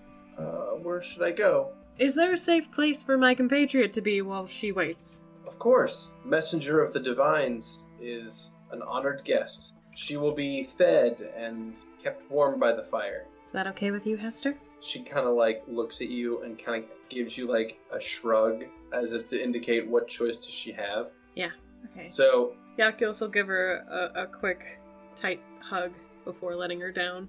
she returns the hug, drops to the ground, and kind of hops to the exit of the tent where you see a small swarm of goblins come by and escort her over to a camp. Jaculus is like staring daggers at everyone, making sure that she gets there safely. We're gonna do this. Alright. You caught him off guard, Beardy. You did it. You have embarrassed Jaculus. I did it. Good job. Yeah. Okay. He turns back over to the chieftain. Mm-hmm. So, where do we begin? You are to be bathed and cleansed. Yeah. Okay. Our priests will handle that. Wonderful. Alright. I need to be naked for that, don't I? Unless you wish to get your vestments dirty. He's debating it. Is it bad luck if I do? Because I just want to make sure this is as perfect for you as possible. The war chief doesn't understand your question. Okay. Which would you prefer? None or with? I have never seen a creature bathed, clothed. That is a really good... Is this the way of the gods? No, this is my way. You might say I'm a bit of a prude.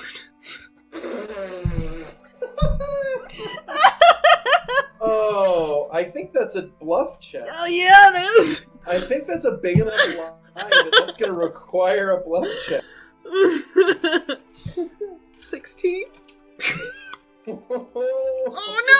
I don't like that lamp! Oh, you tried. Oh shit! So the war chief looks at you and says, I do not understand what you mean. Oh, never mind. I'll just strip. Please don't look. The war chief looks genuinely confused. Says, I do not understand why. Is there something that I should not see? Jaculus genuinely just looks embarrassed right now. Because it isn't his choice. No, I know.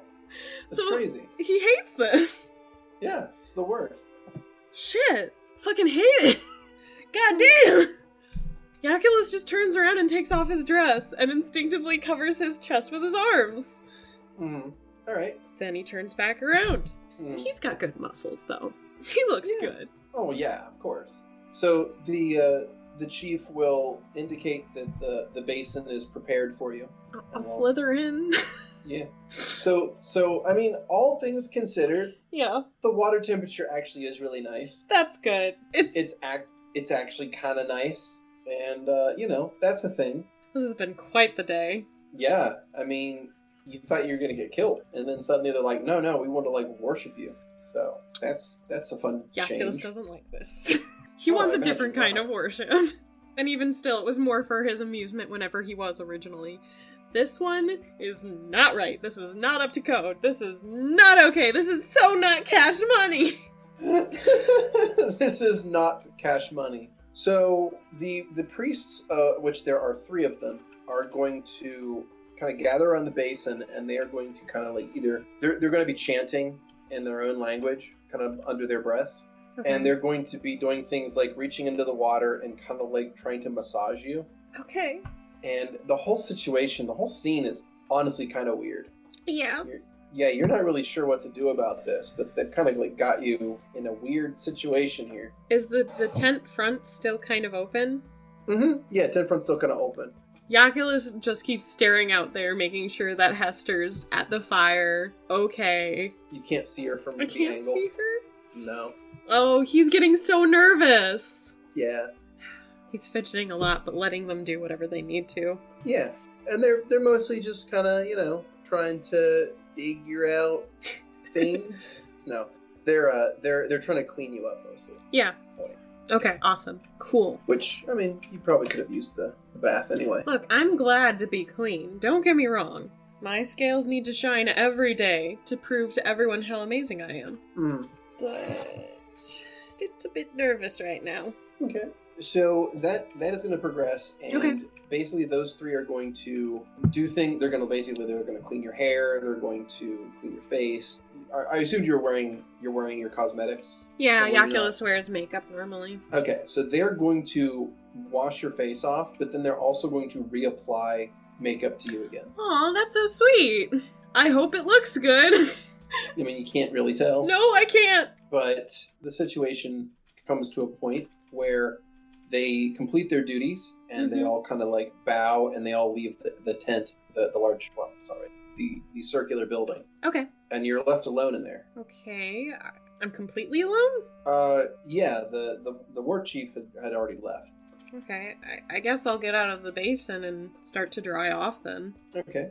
You pop out of the basin, and into the room will walk another hobgoblin. You see the war chief will reappear, now wearing, like I said before, kind of a more casual clothes.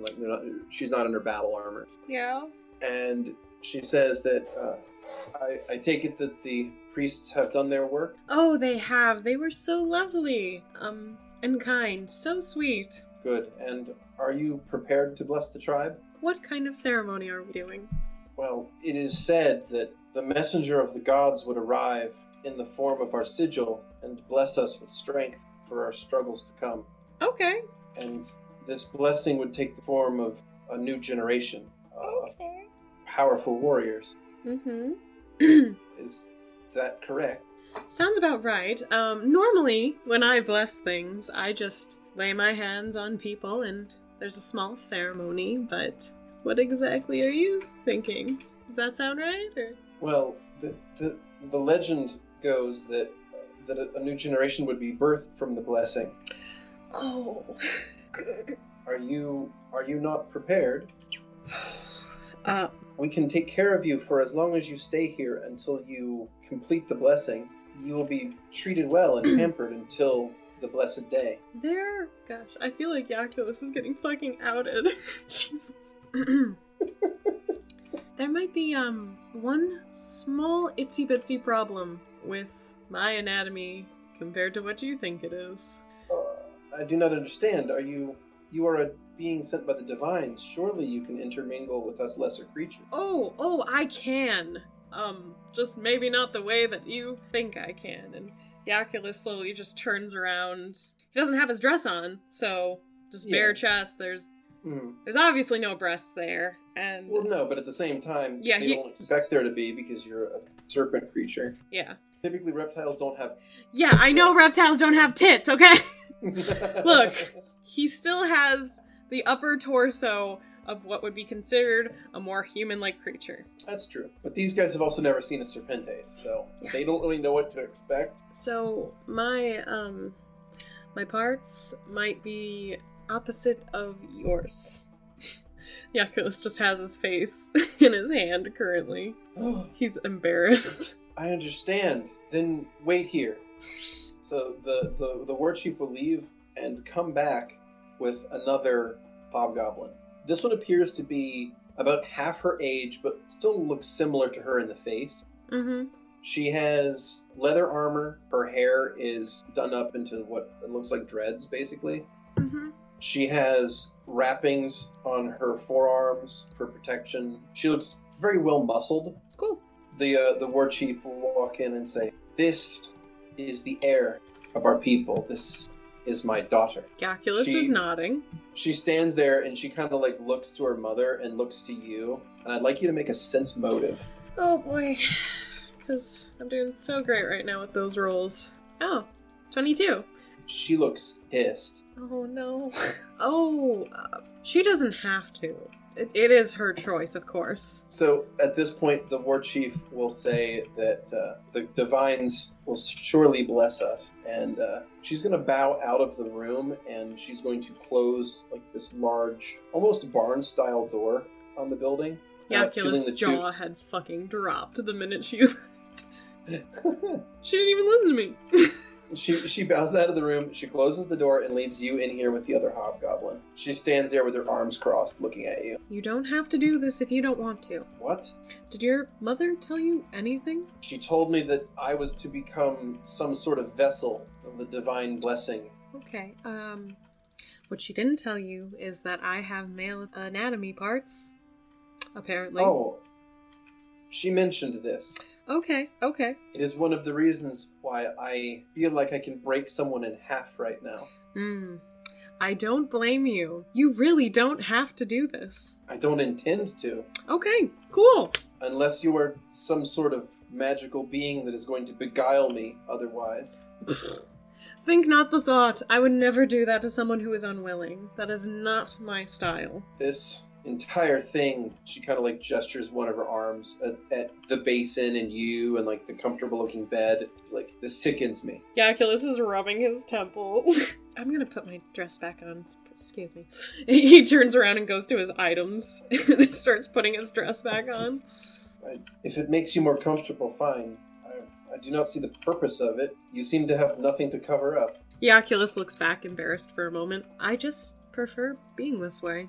She like walks over to the bed and looks at it. My people have come desperate. Yeah. Instead of following the tenets of strength, tactics, and being intelligent with diplomacy, they have turned to faith, and it has blinded them. We are now enemies to all of our neighbors, and we rely on raiding caravans simply to feed our numbers now. And they think that the gods will simply rain blessings upon us for burning our food stores and to appease them. Did they really do that? She nods. I'm tired of this madness. Are you truly from the gods? Jaculus bites his lips. I didn't want to die. I do not understand. I'm not. I thought they would kill me otherwise. She lets out like one barking laugh. Ah! They probably would have. Jaculus shrugs. If a snake can lean, he leans against a wall.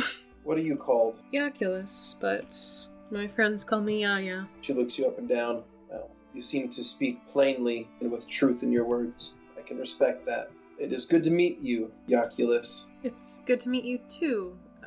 What's your name? I'm Razor, daughter of Razor. It's nice to meet you, Razor. And instinctively he holds out his hand, but instead two hands come out instead, and he looks embarrassed for a moment, and one just lands on his hip instead. It's been a weird day for me. I am the daughter of the chieftain. I am expected to lead when she dies, and I have seen my tribe fall apart. I've seen them grasp at superstition, and I have no interest in it. What will you do to change it? I have a proposal, Jaculus. Go on. I propose we help each other. How so? I can get you out of this, and you can get me out of this. His eyes kind of brighten up, and he gets a mischievous smile on his face. What are we going to do? She sits down on the bed and thinks for a moment.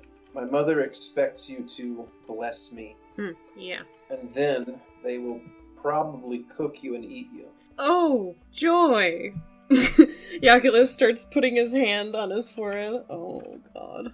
All we need to do is tell them that the blessing will only work if the two of us are alone at some place where they cannot follow, or won't follow us in as many numbers. Okay. You're smart. I have had a fortunate upbringing. My father was a learned man. Jaculus is nodding. He died many years ago, and the tribe has never truly recovered. I'm so sorry. It is fine. It just seems that they've forgotten what it is to be strong. But enough troubles of my people there. This is a fate of their own making. I have argued and tried for years to make them see the truth. They refuse.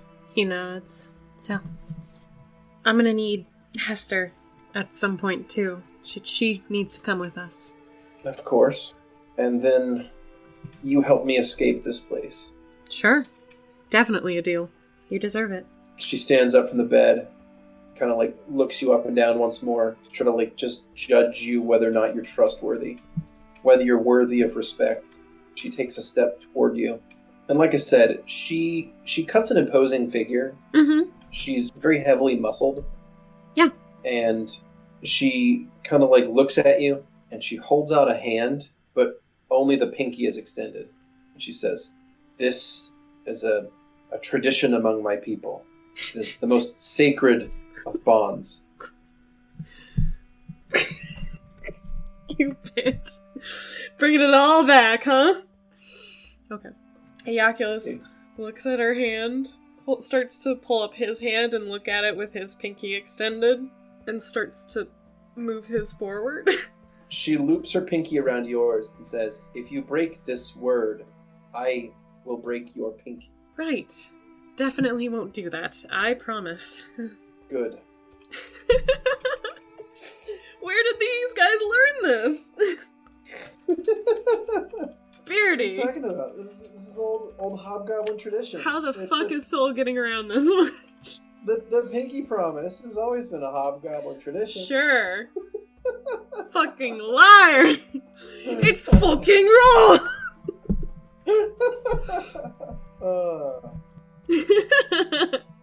Okay. Jaculus will put the rest of his stuff on and nod to Razor for her lead. So she undoes the door and slides it open, and there's a crowd gathered, and they all start cheering. And Razor says, "Stop! Blessing cannot commence here. This land is not holy enough."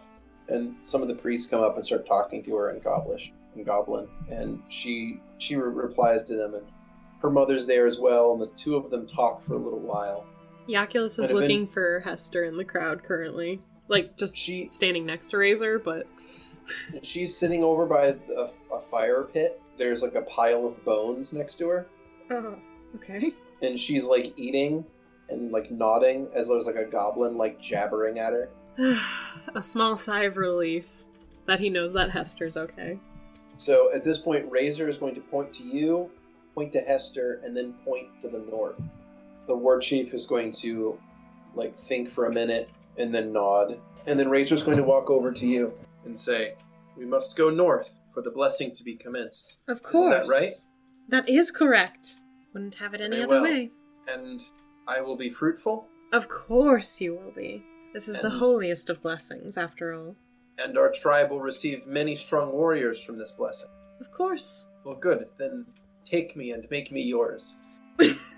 A very small eye twitch from Jaculus. Let us be off. And he slithers forward to go grab Hester. Sweetness? Yeah? We're gonna be going now. Oh, okay. She like takes half of whatever she was eating, some sort of small animal, and like it's been either the skin's been removed from it and it's been like charred in a fire for a little while. Mm-hmm. You can't tell what it was. Maybe it was a rabbit. Maybe it was a rat. You don't know. Could have been a duck or a chicken. Rodent of some kind, perhaps. You're not sure. But she takes whatever's left, and she tosses it to the goblin sitting next to her, which catches it full on in his mouth and eats it, bones and all. She stands up, brushes her wings off and follows behind.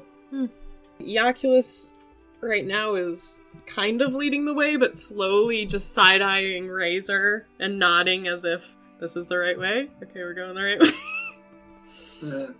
Some of the the goblins and hobgoblins are kind of like whispering things, and Razor's going to look at you and say, "You're not selling it." Oh, Jaculus wraps an arm around her waist and pulls her closer.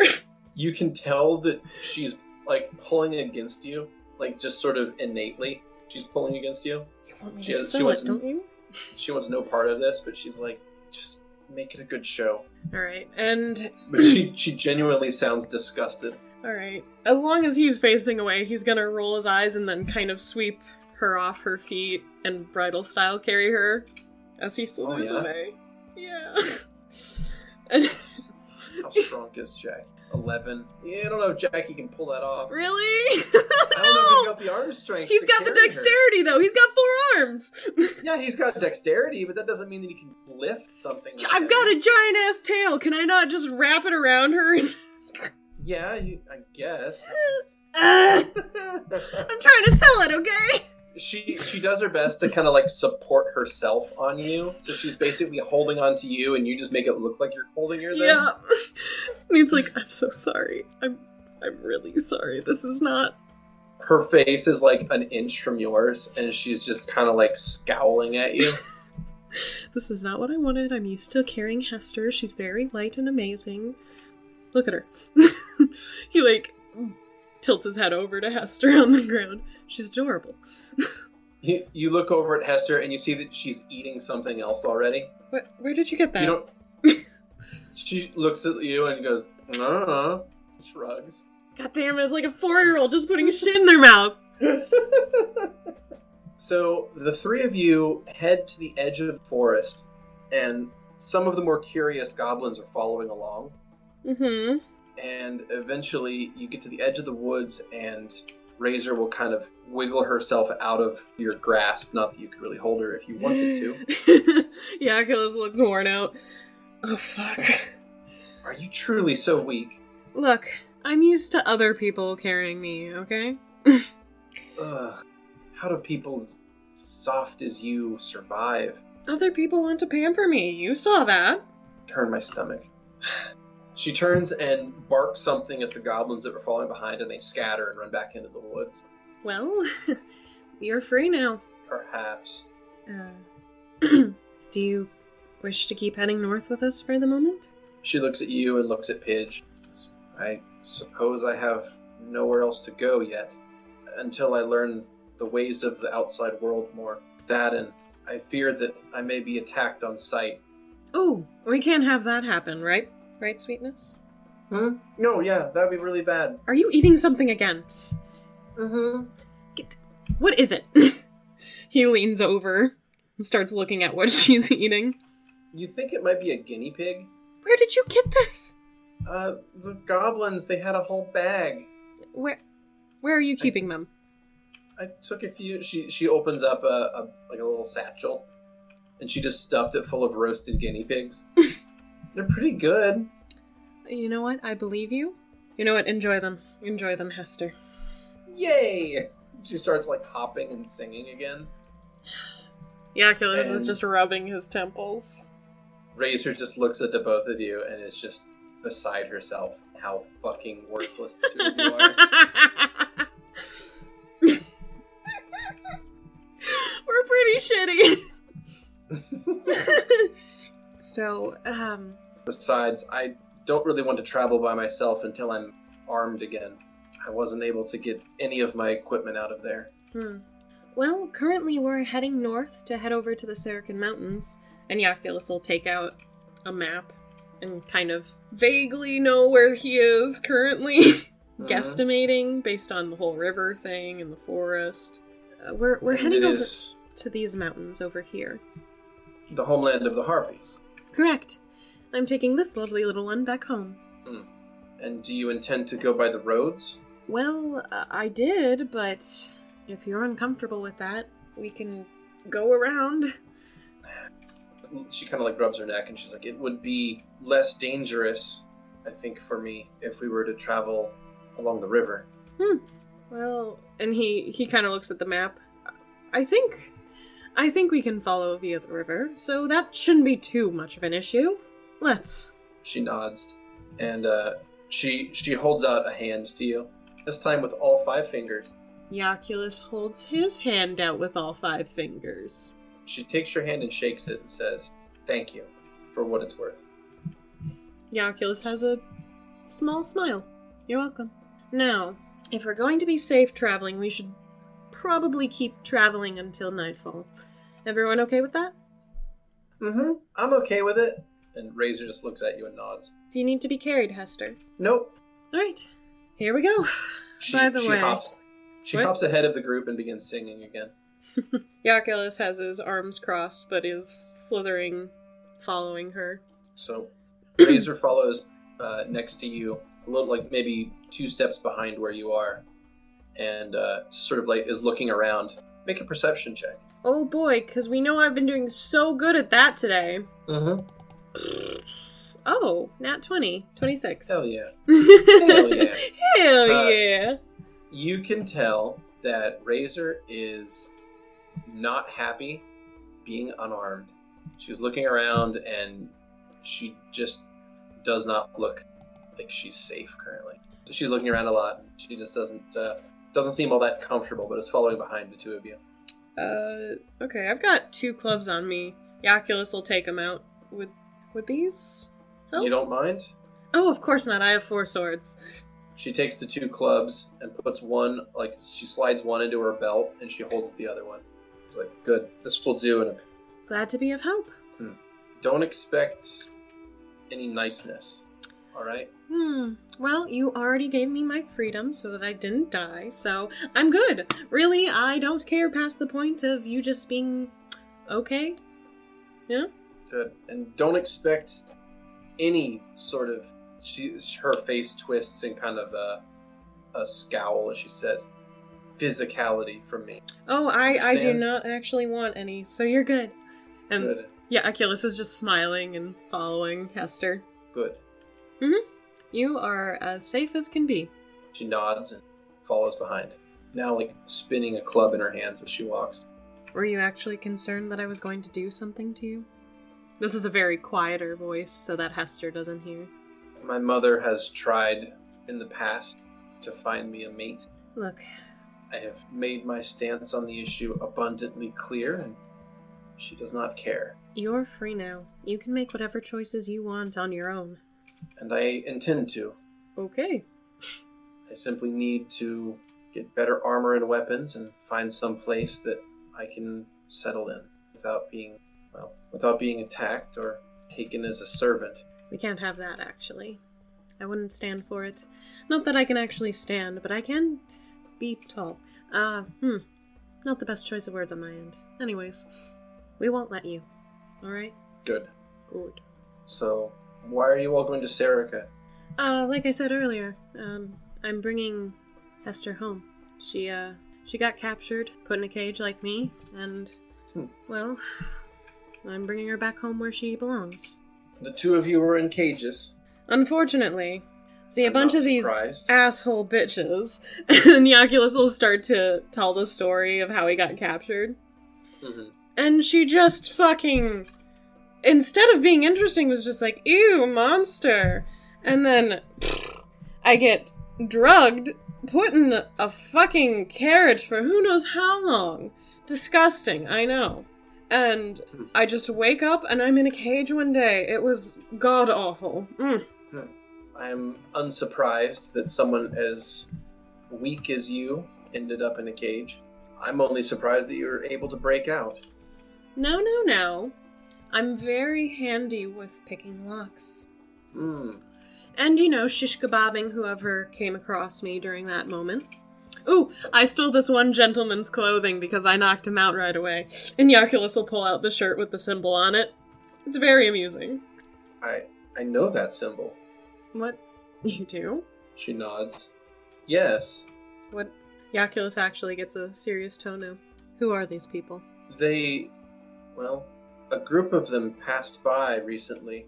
We were going to attack them, but they ended up trading with us instead. It turns out their numbers were larger and more well-armed than we expected. And, well, the two groups ended up having a dialogue rather than a slaughter. They called themselves the Followers of the Forge. I know it. As a player, I know what that is. Oh shit! Oh shit! Pringle! Isn't that what Pringle's technically going after unintentionally? Because that was the first group that Pringle ended up. Oh my god! Yes, Pringle's gonna get revenge for me. Good. Okay. For a second, I thought you meant you knew who they were in a larger sense, and I was like, I didn't drop that hint yet, but no, that one, yes. Sorry. Yeah. All right. They called themselves the Followers of the Forge. It's a stupid name. It has something to do with whatever god they worship. Some creature I'd never heard of. Oh boy. No offense to those who are, but it's just not my thing. It's much easier to pretend to be what people want you to be. Pretending is no good either. You must be true to yourself. Otherwise, they will simply walk over you. I escaped death today because of what I did. You escaped death because of me. Yes, and you were included in that because of what I did. And it was a fair deal. Indeed. See? We see each other eye to eye. Do not credit yourself for the success of my plan. Jaculus flips his hair. Okay. Oh, see, that's what I enjoy. He has a very mischievous smile now. She mutters under her breath something about typical males. Sure, say that all you want. But there is nobody like me. Good. One is too many. Agreed! But in general, there isn't much of my kind anyways, so you're not really gonna find many like me, so you're safe. I promise. I feel my chances are improving, she says as she flips the club in her hands. Plan on killing me in my sleep now. I gave you my word. Jaculus realizes his teasing didn't go through. Oh. You would accuse me of breaking my word. No, it was a joke. I do not like it. Oh, I am so sorry. Please forgive me. I only jest to make you more comfortable, but if not jesting makes you more comfortable, then I will do that. Quite filled with jesters at this time, surrounded by them. Well, we'll be fine. Jaculus is still watching Hester. She is like maybe 10 paces ahead of the group, and she's just like hopping around, like singing and humming as she goes. She seems to be rather carefree right now. You should take up music. You're very good at it. Oh no, it's just something that all of us are kind of okay at. I'm really not special. I disagree. It's only because you've never met any other harpies. They're all It doesn't much matter. nicer My opinion's voices. the only one that matters. She goes back to singing. Jaculus looks proud of himself. So, time will pass, and your little group will travel northwest along the banks of this large river. Okay. And eventually, the sun will grow low in the sky, and the three of you will stop to make camp. The first thing you realize is that Razor is significantly better at camping than the two of you. Okay. So she's already rigged up snares to catch rabbits and things overnight. And she also is just watching her with curiosity. Like, what? You do that? she's weaving grass together and using twigs and things to set tension traps for snares. And she does it all very quickly as well. It doesn't take her much time at all to set up traps. She baits them with little pieces of food that she has, and she appears to kind of know her ways around the art of survival. So I'm going to go ahead and have her make a survival check. Wow. And she's also, once she's done setting the snares, she's going to set up a campfire and then start to dig little spots in the ground to lay in that are more comfortable than laying on the hard-packed earth. Mm-hmm. And she manages to do all of that pretty much as the sun's going down.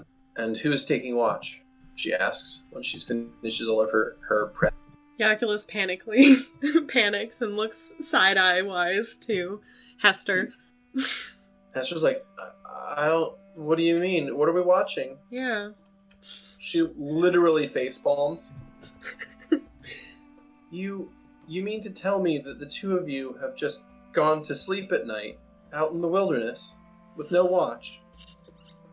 No, of course not. That would be, silly, wouldn't it?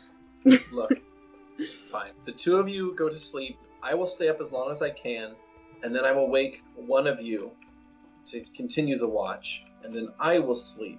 Do you understand? And when you are on watch, you are to not fall asleep. Jaculus nods and then kind of slithers closer. Just wake me up, okay? Let Hester sleep. Please? I said fine. Do I need to repeat myself? I didn't hear it. Get some rest. I'll wake you up soon. Thank you. And Jaculus will slowly start to slither in a circle. Mm-hmm. Alright, so some time will pass. You get as much rest as you can. And a few hours later, you are poked awake by Razor. Get up. Can't a girl get some beauty sleep? No, you cannot. Time for you to wake up and take watch. Fine. Jaculus gets up, pouts, but still gets up. Listen, if you feel you cannot stay awake, wake me up before you fall asleep, alright? I would rather go with no sleep than sleep here without someone watching. You got it. Good. She goes over and lays down in a divot, kind of like goes to sleep through sheer force of anger and will. Just tough cookie. All right. Staying awake time. Yep. I imagine that's what Jaculus does the entire time. Yeah, he's Kinda so has bored. A little conversation with himself. Just because yeah. It's terrible. I mean, what else is there to do? And besides, Well, I'm the most interesting person to be with currently. I would like you to make a perception check. Oh boy! Hate doing this right now. 14! 14. Alright, so during the night, the only thing that happens is Hester starts to, cry in her sleep. Oh, baby girl. Jaculus will wrap her up with his tail. Okay. As you go to move her, you see that she has laid an egg. Oh, baby girl. Whatever they did to her food, it's really fucked up. Mm-hmm. Yeah, I'm gonna pretty much swipe that egg away so that's away from her and just hold her with my tail. Okay. Cradle her, if anything. Make sure she's cozy. She kind of wakes up enough to blink a few times, look at you, give you a hug, and then fall back asleep. Hug your tail and then fall back asleep. That's my girl. Alright. So, do you think you'll be able to stay awake for the rest of the night? Or do you want to make a check? Or do you want to throw in the towel and wake up Razor? I think Jaculus can do it. Okay. He may be pouting by the time everyone's up, but he'd much rather this happen than have Hester wake up in any case. Okay. He's really worried about her right now. And he kind of ditched her that one night so that he could go sleep with someone, so there might be some good old guilt there. Yeah, probably so. I probably actually shouldn't have just let her alone. That was kind of really insensitive of me. Wasn't the best thing to do. Not at all. So there's some good old Christian guilt. So, time will pass, and eventually the sun will reach the horizon, and light will streak up over the horizon, and pretty much at first light, Razor is up. You can tell that this has been her life for a long time. She wakes up, stretches once, makes sure she has a weapon on her, gets up, kind of cracks her neck, looks around, checks her snares, finds that only one of her snares caught anything, but she does have a single rabbit, which she very quickly kills, and then takes over the fire. Question, what did you do with the egg? He just kind of knocked it away. Oh, okay, in that case, she finds it immediately. And she picks it up and looks at you. Hester is still asleep, by the way. Yeah. She Jaculus looks at the is egg, which cradling her. This egg is the size of an ostrich egg. Yeah. So it's pretty big. She looks at it, and looks at you, and looks at Hester, looks back at you, looks back at the egg, and looks at the fire. Jaculus just puts a finger up to his lips and then nods, as if saying, "Be quiet about it, but go ahead." She shrugs, strikes the top of the egg with the club, and then sets it down into the fire, so it kind of cooks with the top of the egg open. Ah, I see. She's sort of using it almost as a stew pot. She then gets to work ripping the rabbit apart with her bare hands, since she has no bladed item. She has no knife with which to clean it, so she's just doing it barehanded. Jaculus is gonna hold one of his swords out as just an offering for just cleaning stuff up easier. Too big for this. He shrugs and puts it away, making sure to be very slow with his movements as to not wake up Hester. So eventually, a little time will pass, and the meat that she has now skewered onto some sticks over the fire are now becoming more pungent as they cook. Okay. And the egg is also cooked through where it's now sort of semi-solid, and it's pretty much mostly cooked through. The smell of which, oddly enough, smells delicious. So Pidge is going to wake up, kind of stretch. Jaculus will kind of pull her up to his arms then. Oh, morning, Yaya. Good morning, sweetness. Did you sleep well? Nobody woke me up for what? Oh, strange, but we had it covered, so you're good. Oh, okay. What's that smell? He's currently brushing her hair with his nails, and he looks up at Razor and just makes a very quick face of, "That better not be seen." She looks at you confused, but picks up the egg and takes it out of the fire and sets it behind herself. Oh yeah, you know what Razor did last night? She caught a bunny, and she's cooking it. It smells really nice. She hops off of you and moves over to the fire. Razor will take one of the sticks with meat on it out of the fire and hand it to her. Thank you, Razor. Don't mention it. I'm serious. Don't actually mention it. I knew it. Oh, okay. She starts scarfing down the meat. Jaculus will actually untangle himself and stretch to a pretty tall length so that he can kind of get all his spine adjusted for the day. Gets all them crinkles out of his spine, so he's all limbered up for travel. But he does make quite an imposing shadow when he does that kind of full height-ish thing. There we go. Yeah. Lowers himself back down and then slithers over to the others at the fire. So you can, fill up from the rabbit, or at least have a little bit of food to start your day off. Jaculus doesn't eat too much, so he'll have a small portion. Okay. And eventually, Hester's going to stand up and start to move around to go and investigate something or other by the river. And Razor's going to take the egg stashed behind her and hold it up and say, "Did you want any?" "Oh, no, thank you." Suit yourself. She upends it and just drinks the entire contents of the egg. Yeah, I figured she would. Just... It's handy. It's like traveling with your own personal chicken. She tosses the egg into the river. Just don't tell Hester. She's been having issues with doing that almost every night, and it's very embarrassing for her. The people who put us in cages gave us some weird food, and it just reacted weirdly with her. Have you tried to heal her at all? He blinks at her. Huh? Have you taken her to a physician, shaman, a medicine man, an alchemist, anyone? Well, we left the town that we woke up kidnapped in pretty fast. And you didn't think to take your friend to see why she was suddenly why her body was suddenly changing? Jaculus suddenly looks very interested at his nails. No. If left untreated, these things can have permanent effects.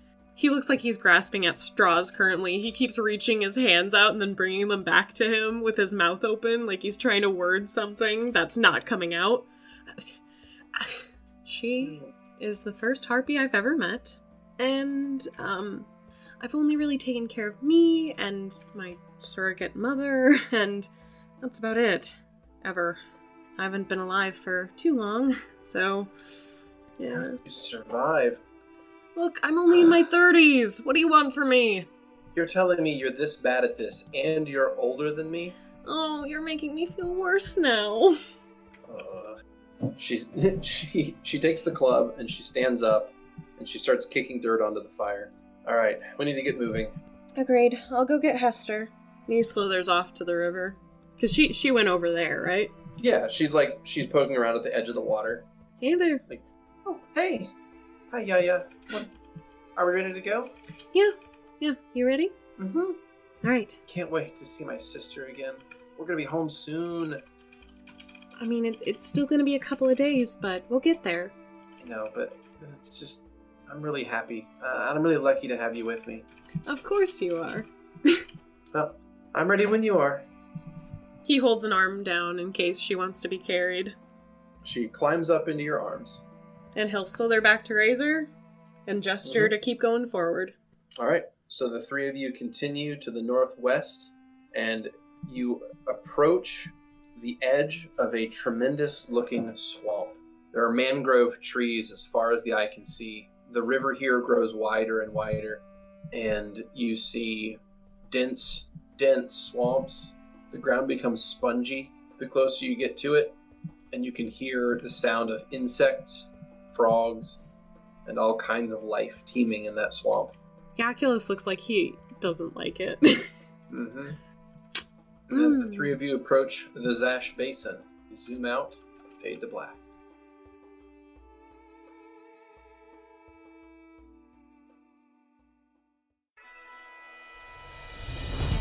Thanks for listening to Snake Eyes. As always, special thanks to William Succi for the intro and outro themes, and Emily Roll for Fantasy for this episode soundtrack. Interested in following us on social media? Follow us on Twitter at CheckPleaseDND. Or, want to support the podcast and be part of the Czech Republic? Go to our Patreon under the Czech Republic. Until next time!